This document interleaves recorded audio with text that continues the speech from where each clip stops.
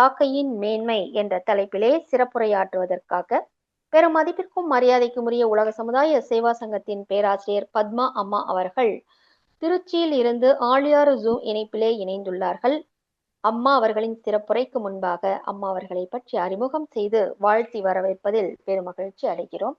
வாழ்க வளமுடன். பெரும் மதிப்பிற்கும் மரியாதைக்கும் உரிய உலக சமுதாய சேவா சங்கத்தின் பேராசிரியர் எஸ். பத்மா அம்மா அவர்கள் இந்தியா, தமிழ்நாடு, திருச்சி மாநகரில் வசித்து வருகிறார்கள். திருச்சி அறக்கட்டளை தேவராய நகர் மகளிர் தவ மையத்தில் பொறுப்பாசிரியராக இருந்து கடந்த 10 வருடங்களாக வேதாத்திரியத்தில் தொண்டாற்றி வருகிறார்கள். அம்மா அவர்கள் பொறியியல் கல்வியில் தேர்ச்சி பெற்று விண்வெளி ஆராய்ச்சி துறையில் பயிற்சி பெற்று RMD பொறியியல் கல்லூரியில் பணியாற்றியுள்ளார்கள். மேலும் மனவளக்கலையில் diploma in yoga for human excellence மற்றும் BSc யோகா உள்ளிட்ட கல்வி தகுதிகளையும் பெற்றுள்ளார்கள். அம்மா அவர்கள் பேச்சாளர், கவிஞர், எழுத்தாளர், நிகழ்ச்சி தொகுப்பாளர், செய்தி வாசிப்பாளர் என பன்முகத்திறன் பெற்றவர் என்பது குறிப்பிடத்தக்கது. தனியார் பள்ளிகளிலும் யோகா ஆசிரியராக பணியாற்றி வருகிறார்கள். அம்மா அவர்கள் பற்பல சிறப்பு விருதுகளையும் பெற்றுள்ளார்கள். அவை 2025 ஆழியாறு அறிவு திருக்கோவிலின் ஞான ஆசிரியர் விருது, 2024ஆம் ஆண்டு பெஸ்ட் அச்சீவர் அவார்டு மற்றும் அதே ஆண்டு லிங்கா புக் ஆஃப் ரெக்கார்டின் பெஸ்ட் இன்ஸ்பைரிங் டீச்சர் அவார்டு மற்றும் 2025இல் Rising Star Award recognized as Anchor for Excellence to Fest Cultural Event. மேலும் 2026ஆம் ஆண்டில் தமிழ் ஆர்வலர் விருது உள்ளிட்ட பற்பல சிறப்பு விருதுகளை பெற்ற பெருமைக்கு உரியவர் அம்மா அவர்கள். இத்தகைய சிறப்புகள் வாய்ந்த அம்மா அவர்களை உங்கள் அனைவரது சார்பிலே வணங்கி வாழ்க வளமுடன் என்று வாழ்த்தி வரவேற்று யாக்கையின் மேன்மை என்ற தலைப்பிலே நல்ல பல விளக்கங்களை அளிக்குமாறு அன்போடு வாழ்த்தி வரவேற்கிறோம். அம்மா வாழ்க வளமுடன். வாழ்க வளமுடன் அம்மா. கேக்குதுங்களா? கேக்குதுங்கம்மா, சிறப்பா இருக்கு. வாழ்க வளமுடன். வாழ்க வையகம், வாழ்க வையகம், வாழ்க வளமுடன்.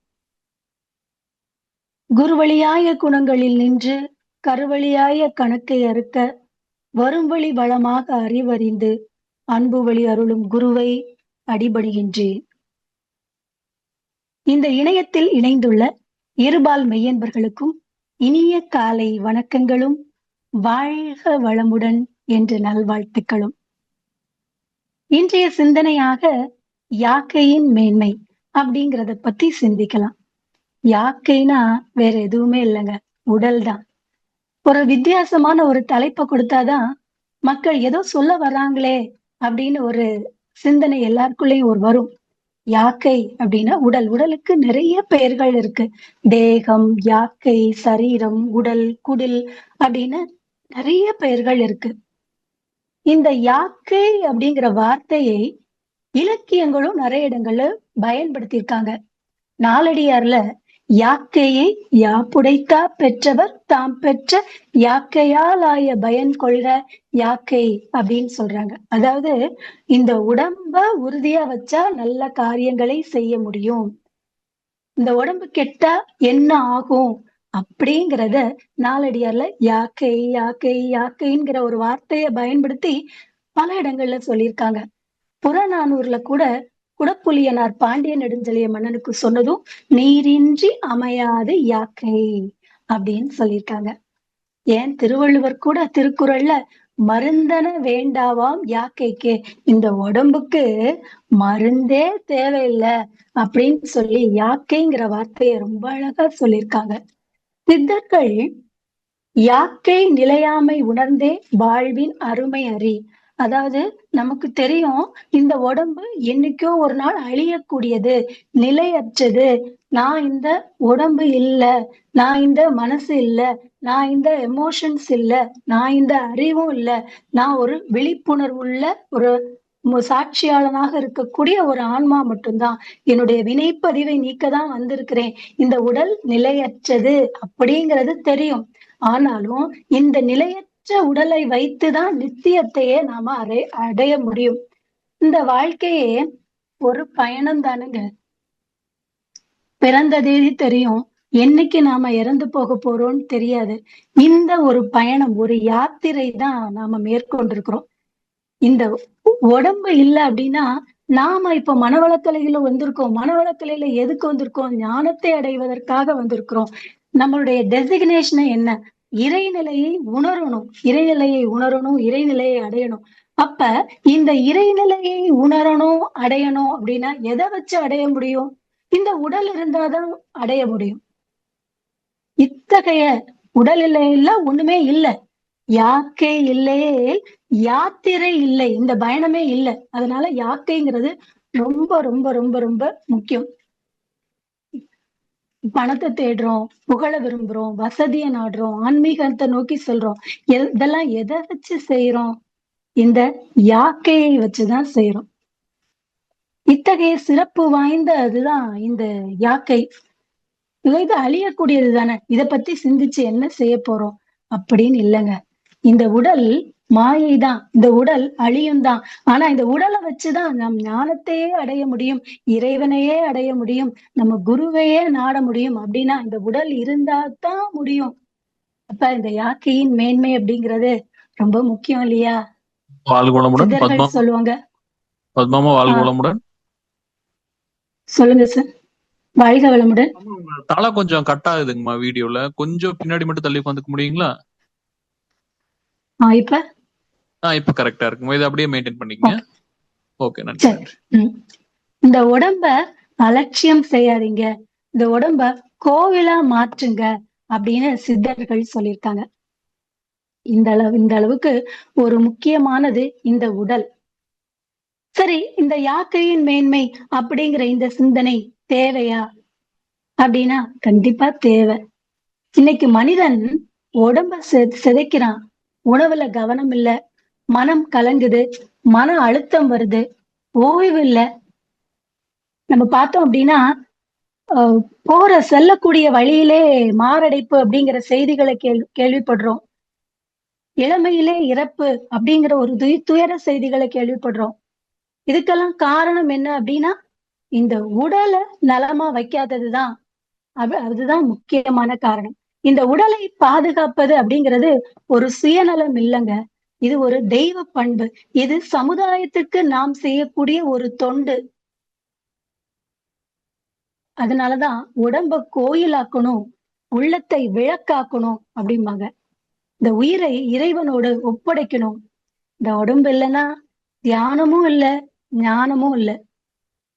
தேகம் அது என்ன அப்படின்னா, குருபரனே எலும்புதனை காலால் காட்டி மாறுபடா எலும்புக்கு துவாரமிட்டு வன்மையுடன் நரம்பினால் வலித்து கட்டி தேறுதலாய் இரத்தம் அதை உள்ளே ஊற்றி தேற்றமுடன் அதன் மேலே தோலை மூடி ஆறுதலாய் வாய்வுதனை உள்ளடக்கி அப்பனே தேகம் என்ற கூறுண்டாச்சே. இந்த தேகம் எப்படிப்பட்டதுங்க? நம்ம இந்த உடலினுடைய மேன்மையை தான் இந்த சிந்தனையில சிந்திக்க போறோம். இந்த உடல் எப்படி ஒரு சிறப்பு வாய்ந்தது அப்படின்னு இந்த பாட்டுல அவ்வளவு அழகா சொல்லியிருக்காங்க. இந்த உடம்பு நல்லா இருக்கணும்னா நம்மளுடைய மனம் நல்லா இருந்தாலே போதும். இன்றைய காலகட்டத்துல கையளவுக்கு மாத்திரைகளை உண்டு வாழ்ந்துட்டு இருக்கிறோம். அது இல்லாம நம்முடைய மனம்தான் நம்மளுடைய முதல் மருத்துவரா இருக்குதுங்க. நமக்கு தெரியுது இயற்கை உணவுகளை சாப்பிடணும்னு தெரியுது, ஆனா குளிரூட்டப்பட்ட உணவுகள், செயற்கை உணவுகளை சாப்பிடுறோம். ஆனா பட்டினத்தை ரொம்ப அழகா சொல்லுவாங்க, மனம் ஒன்று நினைக்க வாய் ஒன்று சொல்ல மெய் ஒன்று செய்ய என் செய்வேன் கட்சி ஏகாம்பரனே. என் மனம் கேட்க மாட்டேங்குது. அப்போ இந்த இடத்துல நமக்கு என்ன புரியுதுன்னா, யாக்கையின் மேன்மையை பற்றி சிந்திக்கணும் அப்படின்னா நம்முடைய மனம் அங்க சிறப்பா இருக்கணும். உடலினுடைய யாக்கை பற்றி சித்தர்கள் என்னென்ன சொல்லியிருக்காங்க அப்படிங்கிறத பார்த்தோம். இந்த மனிதனுக்கு இந்த சிந்தனை ஏன் அப்படின்னா தேவை. இந்த உடல் எப்படிப்பட்டதுங்க? இப்ப ஒரு போன் வாங்குறோம்னு வச்சுக்கோங்களேன், ஒரு செல்போன் வாங்குறோம் அப்படின்னா அதுல எவ்வளவு விஷயங்களை நாம செக் பண்றோம். அது எவ்வளவு ரேம், எவ்வளவு இன்டர்னல் மெமரி. இது ஆஃப்டர் ஆல் ஒரு போனை ஒரு 5 வருஷம் உபயோகப்படுத்துவோம், அதுக்கு மேல அடுத்த அப்டேட் உள்ள லேட்டஸ்ட் அப்டேட் போனை வாங்குறோம். ஆனா இந்த உடல் பிறந்ததுல இருந்து இறப்பு வரை நம்ம கூடயே வந்துட்டு இருக்கக்கூடிய இந்த உடல், அப்ப இந்த உடலுடைய சிறப்பு என்ன, இது எவ்வளவு ரேம், எவ்வளவு இன்டர்னல் மெமரி இருக்கு அப்படிங்கறது தெரிஞ்சுக்கணும் இல்லையா? யாக்கையினுடைய மேன்மையை பத்தி கண்டிப்பா தெரியணும் இல்லையா? இந்த கையில நம்ம விரல் பார்த்தோம்னா அந்த 5 விரலுமே ஒண்ணு போல இருக்கிறது இல்ல. ஒண்ணுக்குள்ள ஒண்ணு மாறுபாடாதான் இருக்கு. இந்த விரல வச்சு ஒரு சிறுவன், கராத்தே பண்ற சிறுவன் ஓட உடைக்கிறான். அழகா புல்லாங்குழல் வாசிக்கிறான், பியானோ வாசிக்கிறான். அப்ப இந்த ஒரு விரல வச்சே இத்தனை செய்யறான்.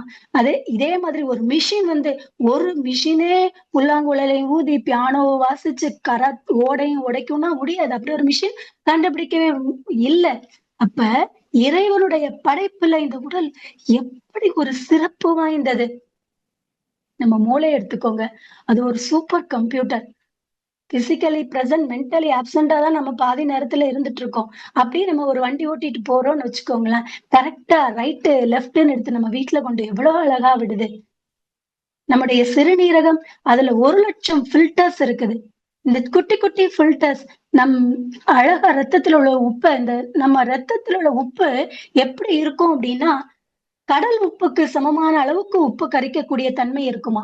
அத அழகா பிரிச்சு கொடுக்கறது எதுனா நம்ம சிறுநீரகத்தில் உள்ள ஃபில்டர்ஸ். பாருங்களேன், கடவுளுடைய அற்புதத்தை பாருங்களேன் இந்த உடல்ல. பா அப்படிங்கிற மாதிரி இருக்கு. ஒரு குழந்தை அழுது, அப்ப அந்த குழந்தையோட லங்ஸ் விரியும் போது அந்த விரியக்கூடிய தன்மை ஒரு டென்னிஸ் கோர்ட் அளவுக்கு இருக்குதாம். ஒரு முறை சுவாசத்தை எடுத்து விடுறோம். அப்படி சுவாசத்தை எடுத்து விடும் பொழுது 70% கழிவுகள் வெளியேறுதான்.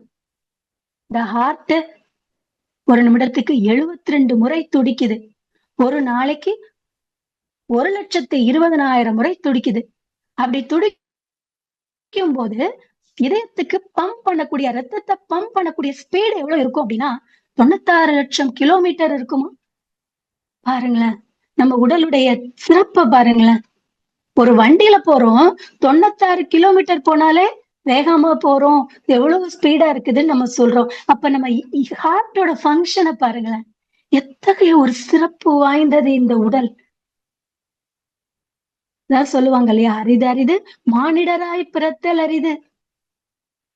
இந்த மானிட பிறவி எடுத்திருக்கிறோம், இறைநிலையை அடைய வந்திருக்கிறோம். அதுக்கு இந்த உடல் ஒரு வாகனம். இந்த வாகனத்தை சர்வீஸ் பண்ணி எப்பவுமே நம்ம பக்காவா வச்சிருக்கிறது நம்ம கடமை இல்லையா? இதுல இந்த நம்ம இதயம் மட்டும் உடம்புல இருந்து எடுத்து வெளியே வச்ச வரைக்கும் துடிக்குதுங்க. இந்த உடம்புக்கு ஒரு ஒரு உறுப்புக்கும் ஒவ்வொரு விலை கொடுத்திருக்காங்க. ஒரு அறிஞர், சயின்டிஸ்ட் அவங்க பட்டியலிட்டு சொல்றாங்க, கிட்னிக்கு இவ்வளவு ரேட்டு, ஹார்ட்டுக்கு இவ்வளவு ரேட்டு, அப்படி ஒவ்வொரு உறுப்புக்கும் ஒவ்வொரு ரேட் கொடுக்கும் போது நம்ம உடலினுடைய மொத்த மதிப்பு 480 கோடியாம். பாருங்களேன், 480 கோடி மதிப்பு வாய்ந்தது இந்த உடலுங்க. இப்படிப்பட்ட ஒரு சிறப்பு வாய்ந்தது உடல். இந்த உடல் ஒரு வாகனம் தான், இறைவன் பயணிக்கக்கூடிய ஒரு வாகனம் தான். இந்த ஆன்மா பயணிக்க வந்திருக்கக்கூடிய. அதுல திருமந்திரத்துல திருமூலர் அழகா சொல்லுவாரு, உடம்பினை முன்னம் இழுக்கென்றிருந்தேன், உடம்பினுக்குள்ளே உருபொருள் கண்டேன், உடம்பிலே உத்தமன் கோவில் கொண்டான் என்று உடம்பினை யான் இருந்து ஓம்புகின்றேனே அப்படிங்கிறார். இந்த உடம்ப நான் முன்னாடி வேஸ்ட்ன்னு தான் நினைச்சேன், ஆனா அதுக்குள்ள யார் இருக்கா, கடவுள் இருக்காரு அப்படின்னு தெரிஞ்ச பிறகு இந்த உடம்ப நான் ஓம்புகின்றேனே அப்படின்னு சொல்றாரு. அடுத்த அப்டேட்டா சொல்றாரு, உள்ளம் பெரும் கோயில் ஊனுடம்பு ஆலயம், வள்ளல் பெருமானுக்கு வாய் கோபுர வாசல் அப்படிங்கிறாரு. உள்ள இருக்கக்கூடிய அம்னா காந்தம், உள்ள இருக்கக்கூடிய காந்தம் தான் கோயில். இந்த ஊன் உடம்பு, இந்த யாக்கை தான் ஆலயம் அப்படிங்கிறாரு. அடுத்த அப்டேட் சொல்றாங்க, இதனால உடம்பு உள்ளம் ஊனுடம்பு ஆலயம்னு யாக்கைங்கிற கோவில்னு தெரிஞ்சுக்கிட்டேன், உடம்புல உத்தமன் கோவில் கொண்டிருக்கிறானோ நான் தெரிஞ்சுக்கிட்டேன். அதனால நான் இப்ப என்ன பண்றேன், அடுத்த அப்டேட் கொடுக்குறாரு திருமூலர். அடுத்து சொல்றாரு, உடம்பினை வளர்க்கும் உபாயம் அறிந்தே உடம்பை வளர்த்தே உயிர் வளர்த்தேனே அப்படின்னு சொல்றாரு. இதனால உடம்பினுடைய யாக்கையினுடைய மேன்மையை தெரிஞ்சுக்கிட்டேன், அதனால உடம்பை வளர்க்கக்கூடிய உபாயத்தை அறிந்து இந்த உடம்பை வளர்த்தேன், அதுல உயிரை வளர்த்தேனே அப்படின்னு சொல்றாரு. அதுக்குதானங்க சுவாமிஜி நமக்கு ஃபர்ஸ்ட் மன்றத்துக்கு வந்த உடனே முதல்ல எதங்க குடுக்குறாங்க? உடற்பயிற்சி. நீ உடம்ப நல்லா வை. அடுத்து அப்பதானே நீ தவத்துல 1/2 மணி நேரம் 20 நிமிஷம் உட்கார முடியும் அப்படின்னு சொல்லி உடற்பயிற்சியை கொடுக்குறாங்க. நம்முடைய 9 வகையான உடற்பயிற்சியும் எவ்வளவு அழகா சுவாமிஜி ஆராய்ச்சி பண்ணி அதுல நம்ம சௌமித்திரன் ஐயா ஒரு 6 மணி நேரம் வீடியோல அந்த உடற்பயிற்சி பற்றி சொல்லியிருப்பாங்க பாருங்க. நம்ம அப்பெல்லாம் நம்ம சுவாமிஜி நினைக்கும் போது எவ்வளவு ஒரு பூரிப்பா இருக்குது. எப்படி ஒரு உடற்பயிற்சி, எளிமையான ஒரு உடற்பயிற்சி. ஆனா இந்த உடற்பயிற்சியை செஞ்சாலே நம்ம உடல் நலம், நம்ம இந்த உடல் நலத்துக்கு போதுமான, இன்றைய காலகட்டத்துக்கு போதுமான எளிமையான உடற்பயிற்சி கொடுத்திருக்காங்க. அதுலயும் பாருங்களேன், இந்த கைப்பயிற்சி முடிப்போம். கைப்பயிற்சி முடிச்சு 7வது நிலை கால் பயிற்சி முடிச்ச முட்டியில கால் பயிற்சி செய்யும் போதே அதுல இருந்தே கால் பயிற்சி ஸ்டார்ட் ஆகும். அதே மாதிரி கால் பயிற்சியோட கடைசி நிலை கிட்னி மசாஜ் செய்யும் போதே அந்த பொசிஷன்ல இருந்தே மூச்சு பயிற்சி ஸ்டார்ட் ஆகும். மூச்சு பயிற்சியோட கடைசி நிலை முடிக்கும் போதே அதே பொசிஷன்ல கண் பயிற்சி ஸ்டார்ட் ஆகும். அப்படி ஒவ்வொரு முடிவுலையுமே ஒரு லிங்க் பண்ணி சுவாமிஜி கொடுத்து அதுல எத்தனை வருமா பாயிண்ட் ஆக்டிவேட் ஆகுது, இந்த உடம்புல உள்ள ரத்த ஓட்டம், வெப்ப ஓட்டம், காற்றோட்டம் எல்லாம் எப்படி அழகா சீராகுது. அப்படி ஒரு டிசைன் பண்ணி ஸ்ட்ரக்சர்டா நமக்கு சுவாமிஜி அழகா கொடுத்திருக்காங்க. அதை செய்யறது நம்முடைய தலையாய கடமை இல்லையா? ஆனா உண்மையிலே ஒரு உண்மையான ஒரு மனவள கலைஞனுக்கு உடற்பயிற்சி செய்யலைன்னா அங்க மனசு உறுத்துங்க. ஆமா, அன்னைக்கு நாள் ஃபுல்லா டெய்லி உடற்பயிற்சி செஞ்சுட்டு ஒரு நாள் செய்யாம இருந்து பாருங்க, மனசுல ஏதோ ஒரு குற்ற உணர்வு உறுத்தும். அந்த நாளே ஒரு நல்லா போகாத மாதிரி ஏதோ ஒரு மனசுல ஒரு சஞ்சலமே வரும். ஏன்னா சுவாமிஜி நமக்கு உடலினுடைய மேன்மையை பற்றி, இந்த யாக்கையின் மேன்மையை பற்றி எவ்வளவு அழகா சொல்லியிருக்காங்க. இப்ப அடுத்து உடல் கெட்டா என்ன ஆகும் அப்படிங்கிறத பற்றியும், உடல் எப்படி யாக்கையின் மேன்மையை பற்றி சிந்திக்கும் போது உடல் கெட்டா என்ன ஆகும், இந்த உடல் நலம் எப்படி எல்லாம் கெடும் அப்படிங்கிறத பற்றியும் சிந்திக்கலாம். இந்த உடல் தான், சமுதாயம், இயற்கை அப்படிங்கிற ஒரு முக்கூட்டு வாழ்க்கை. இந்த தான் அப்படிங்கிறதுல உடல், உயிர், மனம், இந்த 3க்குள்ள எப்படி வாழணும்? ஒத்திசைவா வாழணும். இந்த உடலுக்குள்ள, உயிர், மனம்குள்ள பிணக்கு வந்தா உடல் நலம் பாதிக்கும். அப்ப அந்த பிணக்கு வராம நாம இருக்கணும். அடுத்து இந்த சமுதாயம், ஒரு 5 வருடங்களுக்கு முன்னாடி கொரோனா வந்துச்சு. அதனால நம்மளுடைய ஒட்டுமொத்த சமுதாயமே எப்படி பாதிச்சு. இயற்கை, அப்ப டிசம்பர் மாதத்துல வருண பகவான் இயற்கை சீற்றத்தை கொடுத்து நம்மள பீதியிலே வச்சுட்டு போவாரு. அது மாதிரி இயற்கை சீற்றங்கள் வரும்போது இந்த சமுதாயம், உடல் நலம் எப்படி பாதிக்குது. இந்த 3மே ஒத்திசைவா இருக்கணும். ஒத்திசைவா இருக்கும் போதுதான் உடல் நலம் நல்லா இருக்கும். இந்த உடல் நலம் கெட்டா என்ன ஆகும் அப்படிங்கிறத பார்க்கும்போது யாக்கையின் மேன்மையில நமக்கெல்லாம் எல்லாருக்குமே தெரியும். நோயற்ற வாழ்வே குறைவற்ற செல்வம், சுவர் இருந்தால் தான் சித்திரம் வரைய முடியும். இதெல்லாம் ரொம்ப அழகா பேசுவோம். ஆனா எல்லாம் தெரிஞ்சு வச்சிருக்கிறோம். ஆனா இத கடைபிடிக்க முடியல. இந்த சிந்தனை நம்ம திருப்பி எல்லாருக்கும் தெரிந்ததுதான். தெரிந்த விஷயங்கள், சில தெரியாத விஷயங்கள், என் சிற்றறிவுக்கு என்ன கெட்டியதோ அதை இறைவன் கருவியாக பயன்படுத்தி சொல்ல விரும்பும் போது, இன்னும் நம்ம உடம்ப இன்னும் பாதுகாக்கணும், இன்னும் பெட்டரா பாதுகாக்கணும் அப்படிங்கிற ஒரு விழிப்புணர்வுக்காக வேண்டிதான் இந்த சிந்தனையே. ஒரு நாட்டுடைய முன்னேற்றம் எதை பொறுத்து அமையுது அப்படின்னா, அந்த நாட்டுடைய ஆரோக்கியம், பொருளாதாரம், கல்வி, அதை பொறுத்துதான் அமையுது. முதல்ல வர்றது எது அப்படின்னா ஆரோக்கியம் தாங்க முதல்ல வருது. நீங்க இந்த குடும்பத்துக்கு உங்க குடும்பத்துக்கு சமீபத்துல பாரதி பாஸ்கர் அம்மா ஒரு சொற்பொழிவுல சொல்லியிருப்பாங்க. நீங்க உங்க குடும்பத்துக்கு நீங்க ஏதாவது ஒரு கிஃப்ட் பண்ணணும்னு நினைச்சீங்கன்னா உங்க உடல் நலத்தை கிஃப்ட் பண்ணுங்க அப்படிம்பாங்க. எல்லாருமே உடல் நலம் பத்தி ரொம்ப அழகா சொல்லியிருப்பாங்க.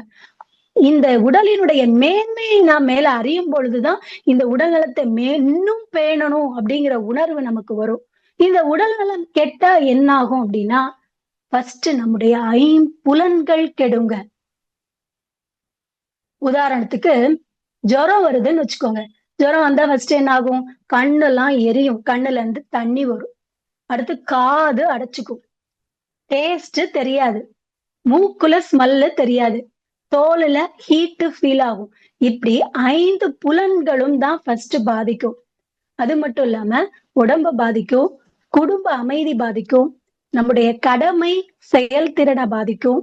இதனால நம்முடைய பொருளாதாரம், நம்ம வீட்டுக்கு வரக்கூடிய ரெவென்யூ கெடும், சமுதாயத்தோட உள்ள தொடர்பு பாதிக்கும், உறவுகளை பாதிக்கும், எதிர்கால வாழ்வை பாதிக்கும். வாழ்க்கையில இன்பம் கெட்டு துன்பம் தான் வரும். முக்கியமா வாழ்வினுடைய நோக்கத்தை அடையவே முடியாது. இதெல்லாம் உடல் நலம் கெட்டா நமக்கு என்னெல்லாம் வரும்? நம்ம 10 வருட ஏர்னிங் 10 நாள் ஹாஸ்பிட்டல்ல இருந்தா முடிஞ்சு போச்சு. அவ்வளவுமே செலவாயிரும். அந்த அளவுக்கு இப்போ ஆஞ்சியோபிளாஸ்ட் அப்படிங்கிறாங்க. அது ஒரு 5 லட்சம் பிளாஸ்ட் மாதிரி இருக்குது. அந்த அளவுக்கு இந்த மருத்துவத்துக்கு ஆகக்கூடிய செலவுகள் எல்லாம் பார்க்கும் பொழுது மலைப்பா இருக்கு. கேன்சர் அப்படிங்கிறது சர்வசாதாரணமா போயிடுச்சு. ஹீமோங்கிறாங்க, லட்சமா கொடுக்குறாங்க. இதெல்லாம் நம்ம உடல் நலம் பாதித்தா நமக்கு வரக்கூடிய என்னெல்லாம் ஆகும் அப்படிங்கிறது இந்த ஒரு விழிப்புணர்வு, நமக்கு அவேர்னஸ் இருந்துட்டே இருக்கணும். அப்ப ராத்திரி படுக்கும்போது என் உடல் நலம் கெட்டா இதெல்லாம் ஆகும். அப்ப என் உடல் நலத்தை பாதுகாப்பாக வைக்கிறது ஏன் கடமை. ஏன்னா 5 மணிக்கு எழுப்பு, நான் உடற்பயிற்சி செய்யணும். அப்படி நம்ம ஆழ் மனதுக்கு நாமளே கட்டளையிட்டா நம்ம ஆழ் மனதே நம்மளை எழுப்பி விட்டுரும், உடற்பயிற்சி செய்வதற்கு எழுப்பி விட்டுரும். இப்ப இந்த உடல் நலம் எப்படியெல்லாம் கெடும் அப்படிங்கிறத பார்த்தோம். முதல்ல யாக்கைனா என்ன அப்படிங்கிறத பார்த்தோம். யாக்கையை பற்றி சித்தர்கள் என்ன சொல்லியிருக்காங்க பார்த்தோம். இன்றைய மனிதனுக்கு இந்த சிந்தனை தேவைதானா? தேவைதான் அப்படிங்கிறத பார்த்தோம். இந்த உடலோட சிறப்புகளை பார்த்தோம். உடல் எப்படிப்பட்டது அப்படிங்கிறத பார்த்தோம். இந்த உடல் ஒரு வாகனம் அப்படிங்கிறதையும் பார்த்தோம். உடல் கெட்டா என்ன ஆகும், இந்த உடல் நலம் எப்படி எல்லாம் கெடும் அப்படிங்கிறதையும் பார்த்தோம். சமீபத்துல படித்த ஒரு கவிதை என்ன ரொம்ப ஈர்த்தது. என்ன கவிதை அப்படின்னா, படுக்கையில் இருந்தேன் 10 நாள். என்னன்னா படுக்கையில இருந்தேன் 10 நாள், உடுக்கை இருந்தும் இழந்தவனாய், இந்த உடம்பு இருந்தும் ஒண்ணு இல்லாதவனாய், வாடியது உடலும் நோயுற்றதால் இந்த உடம்பும் வாடிச்சு, தேடியது உடல் மருத்துவத்தால், இந்த உடம்பு மருத்துவத்தை தேடிச்சு, சுழன்றது மனம் சூழ்நிலையால், ஐயோ இப்படி ஆயிட்டேன், என் மனம் சுழன்றது, உழன்றது உள்ளம் உணர்வலையால், அதனால எனக்கு வரக்கூடிய உணர்வுகள், எமோஷன், ஃபீலிங் ரொம்ப நெகட்டிவா இருந்துச்சு. இதுதான் என்னுடைய பிரபஞ்சத்திலையும் பட்டு திருப்பி அதே அதிர்வலைகள் தான் எனக்கு மீண்டும் மீண்டும் வந்தது. அப்பதான் உணர்ந்தது நெஞ்சம், உடல் நலமே உயர்ந்தது உலகில் என அப்படின்னு அந்த கவிதையில் கவிஞர் பாடியிருப்பாருங்க. ஆமாங்க, உண்மைதானே. உடல் நலமே தானங்க உயர்ந்தது இந்த உலகுல. சரி, இப்ப அடுத்து இந்த உடம்ப எப்படியெல்லாம் நல்லா வச்சுக்கலாம் அப்படிங்கிறத பத்தி சிந்திக்கலாம். இந்த உடம்புல 3 விதமான சக்தி இருக்கு. ஒண்ணு இயக்க சக்தி, ஒண்ணு கழிவு நீக்க சக்தி, ஒண்ணு செரிமான சக்தி. இந்த 3 சக்திகளையும் நாம கரெக்டா வச்சுட்டோம் அப்படின்னா உடல் நலம் சீரா இருக்கும். அது மட்டும் இல்லாம நம்ம சுவாமிஜி அழகா சொல்லியிருப்பாங்க, நினைப்பதிவாம் சுமையை விடுத்து தூய்மை பெறவே நினைவாய் உடல் எடுத்தேன், நிலம் மீது விழுந்த பின்னே என்னை மறந்தேன், எந்தன் வினை மறந்தேன், உனை மறந்தேன், ஆனால் நீ உள் நிறைந்து என்னை மீட்டு, இந்த வினைய தீக்கதான் இந்த உடல் எடுத்தேன், ஆனா இந்த நிலம் மீது என்னைக்கு விழுந்தனோ அன்னைக்கே நான் என்னை மறந்தேன். பிறந்த உடனே அங்க என்ன கொடுக்குறாங்க, பிறந்த உடனே குழந்தைக்கு சக்கரை தண்ணி கொடுத்து நாக்குள்ள 5 புலன்கள்ல ஒரு புலனை கெட வச்சுட்டாங்க, அவ்வளவுதான். அன்னைக்கே எல்லாத்தையும் மறந்தேன், என்னையும் மறந்தேன் அப்படின்னு சுவாமிஜி ரொம்ப அழகா சொல்லியிருப்பாங்க. பட்டினத்தார் வர சொல்லுவாரு, ஊனுக்குள் நீ நின்று உலாவினதை காணாமல் நானென்றிருந்து நலனழிந்தேன் பூரணமே, எனக்குள்ள நீ கடவுளே நீதான் இருக்கிற அப்படின்னு தெரியாம நான் நினைச்சு அழிஞ்சேன் அப்படின்னு சொல்றாங்க. இந்த உடல் நலனை எப்படி எல்லாம் இப்ப நம்ம முதலே பார்த்தோம், 5 புலன்கள் கெடும் பார்த்தோம். அது மட்டும் இல்லாம உடல்நலம் கெட்டாதான் 5 புலன்கள் கெடும் இல்லாம உடல்நலம் நம்ம எப்படி எல்லாம் கெடுக்கிறோம். எக்ஸஸா டிவி பாக்குறோம், கண்ணு கெடுது. சவுண்ட் அதிகமா வச்சு பாக்குறோம், காது கெடுது. சோம்பேறித்தனத்தினால உடல் இயக்க கொடுக்காம இருக்கிறோம், உடம்பு கெடுது. இன்ஸ்ட்ரக்டோட ஃபவுண்டர் அஸ்வின் விஜய் அவங்க ஒரு ஆராய்ச்சி பண்ணாங்க. 1,00,000 பேரை ஆராய்ச்சிக்கு எடுத்துட்டு சொன்னாங்க. அதுல பாதி பேரு உடலுக்கு இயக்கத்தை கொடுத்தாங்க, மீதி பேரு உடலுக்கு இயக்கத்தை கொடுக்கல. இந்த உடலுக்கு இயக்கத்தை கொடுத்தவங்களுடைய உடல்நிலையும் மனநிலையும் நல்லா இருக்கு, மீதி கொடுக்காம இருந்தாங்க இல்லையா, அவங்களுக்கு உடல்நிலையும் மனநிலையும் நல்லா இல்ல. அப்ப அந்த உடலுக்கு இயக்கத்தை கொடுக்கும் போதே நமக்கு நமக்கு எல்லா சுரப்பிகளும் நல்ல சுரக்க ஆரம்பிச்சிருது. எப்ப நம்ம உடம்புக்கு இயக்கத்தை கொடுக்குறோமே அப்ப பிரெயினே அங்க ஆக்டிவேட் ஆக ஆரம்பிச்சிருதுங்க. அப்ப அந்த உடல் இயக்கம், உடலுக்கு மூவ்மெண்ட் வருதுங்கிறது ரொம்ப ரொம்ப முக்கியம்.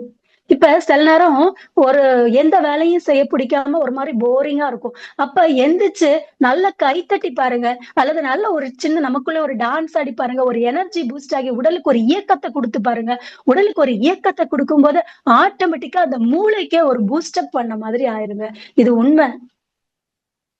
ஆனா நம்ம என்ன பண்றோம், உடலுக்கு தேவையற்ற உணவுகளையும் கொடுத்து, பாதி பிரச்சனை இந்த உணவுல தாங்க. உணவுகளையும் கொடுத்து உடல் நலத்தை கெடுக்கிறோங்க. Junk food. சமீபத்துல கூகுள் எல்லாருமே செக் பண்ணி பார்க்கலாம். கூகுள்ல junk food meaning in Tamil அப்படின்னு போட்டு பாருங்களேன், குப்பை உணவுன்னு வரும். ஆமாங்க, ஜங்க் ஃபுட்னா குப்பை உணவு தான். அந்த குப்பை உணவை தான் இந்த யாக்கைக்குள்ள தள்ளுறோங்க. பாதி பேர்ல இப்போ கணவன் மனைவி இருவரும் வேலைக்கு போறதுனால பாதி பேர் வீட்டுல பார்த்தோம் அப்படின்னா வெளியில தான் ஆர்டர் போட்டு சாப்பிடுறோம். பார்த்த உடனே இன்னைக்கு என்ன சாப்பிடலாம்னா சொமாட்டோ ஸ்விக்கில எங்க 50% ஆஃபர் இருக்கு, எங்க 40% ஆஃபர் இருக்கு, அங்க போடலாம் அப்படிங்கிற ஒரு எண்ணம் தான் இன்னைக்கு போயிட்டு இருக்குது. இப்படி உடல்நல குறைவுக்கான காரணங்கள்ல 5 காரணங்கள் சொல்றாங்க. உணவு, நீர், காற்று, உழைப்பு, தூக்கம் அப்படின்னு சொல்றாங்க. உண்மையிலேயே யார் கோடீஸ்வரன் அப்படின்னு பார்த்தோம்னா,